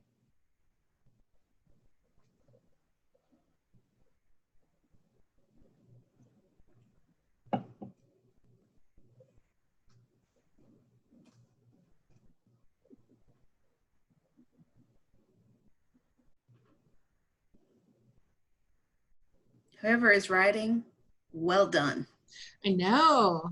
Well done.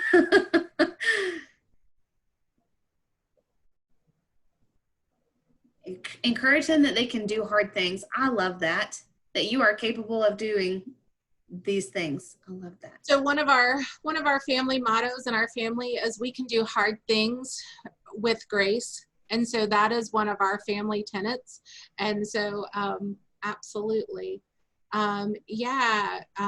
People first language, if that is the choice of the individual and of the family. You know, please keep that in mind, that we respect what that family and what that individual or child wants to be identified as. Be a supporter. Let's see, community supports. Yeah, definitely. And your FE coaches are great at having those resources. Yeah, respecting the family in this process. Absolutely. They're the expert on their child. Ooh, focus on adapting the needs versus forcing the parent or the child to do it their way. Mm-hmm.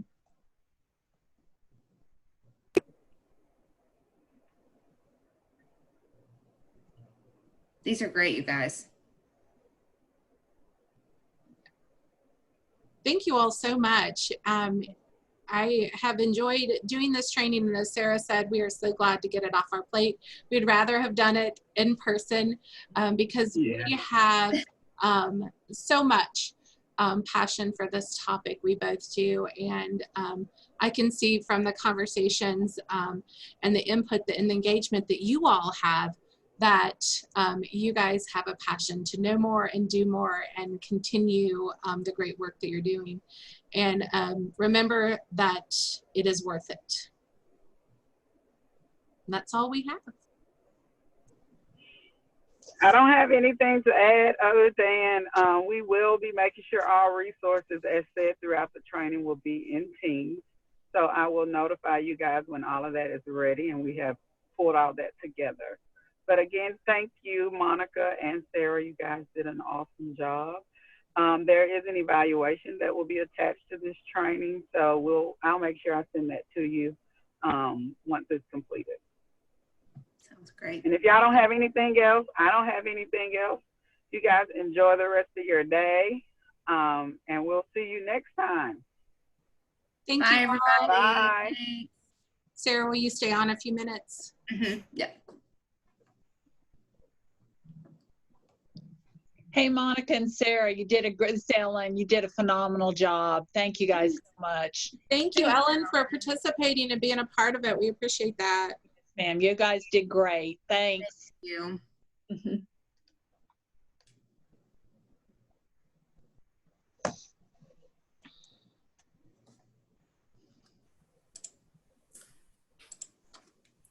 Sarah, I'm not for sure if you want to go ahead and cut your recording, stop your recording. Monica, will you do that since you started it? I am going to do that as soon as I find where I do that as I'm found it. Hold on. Stop.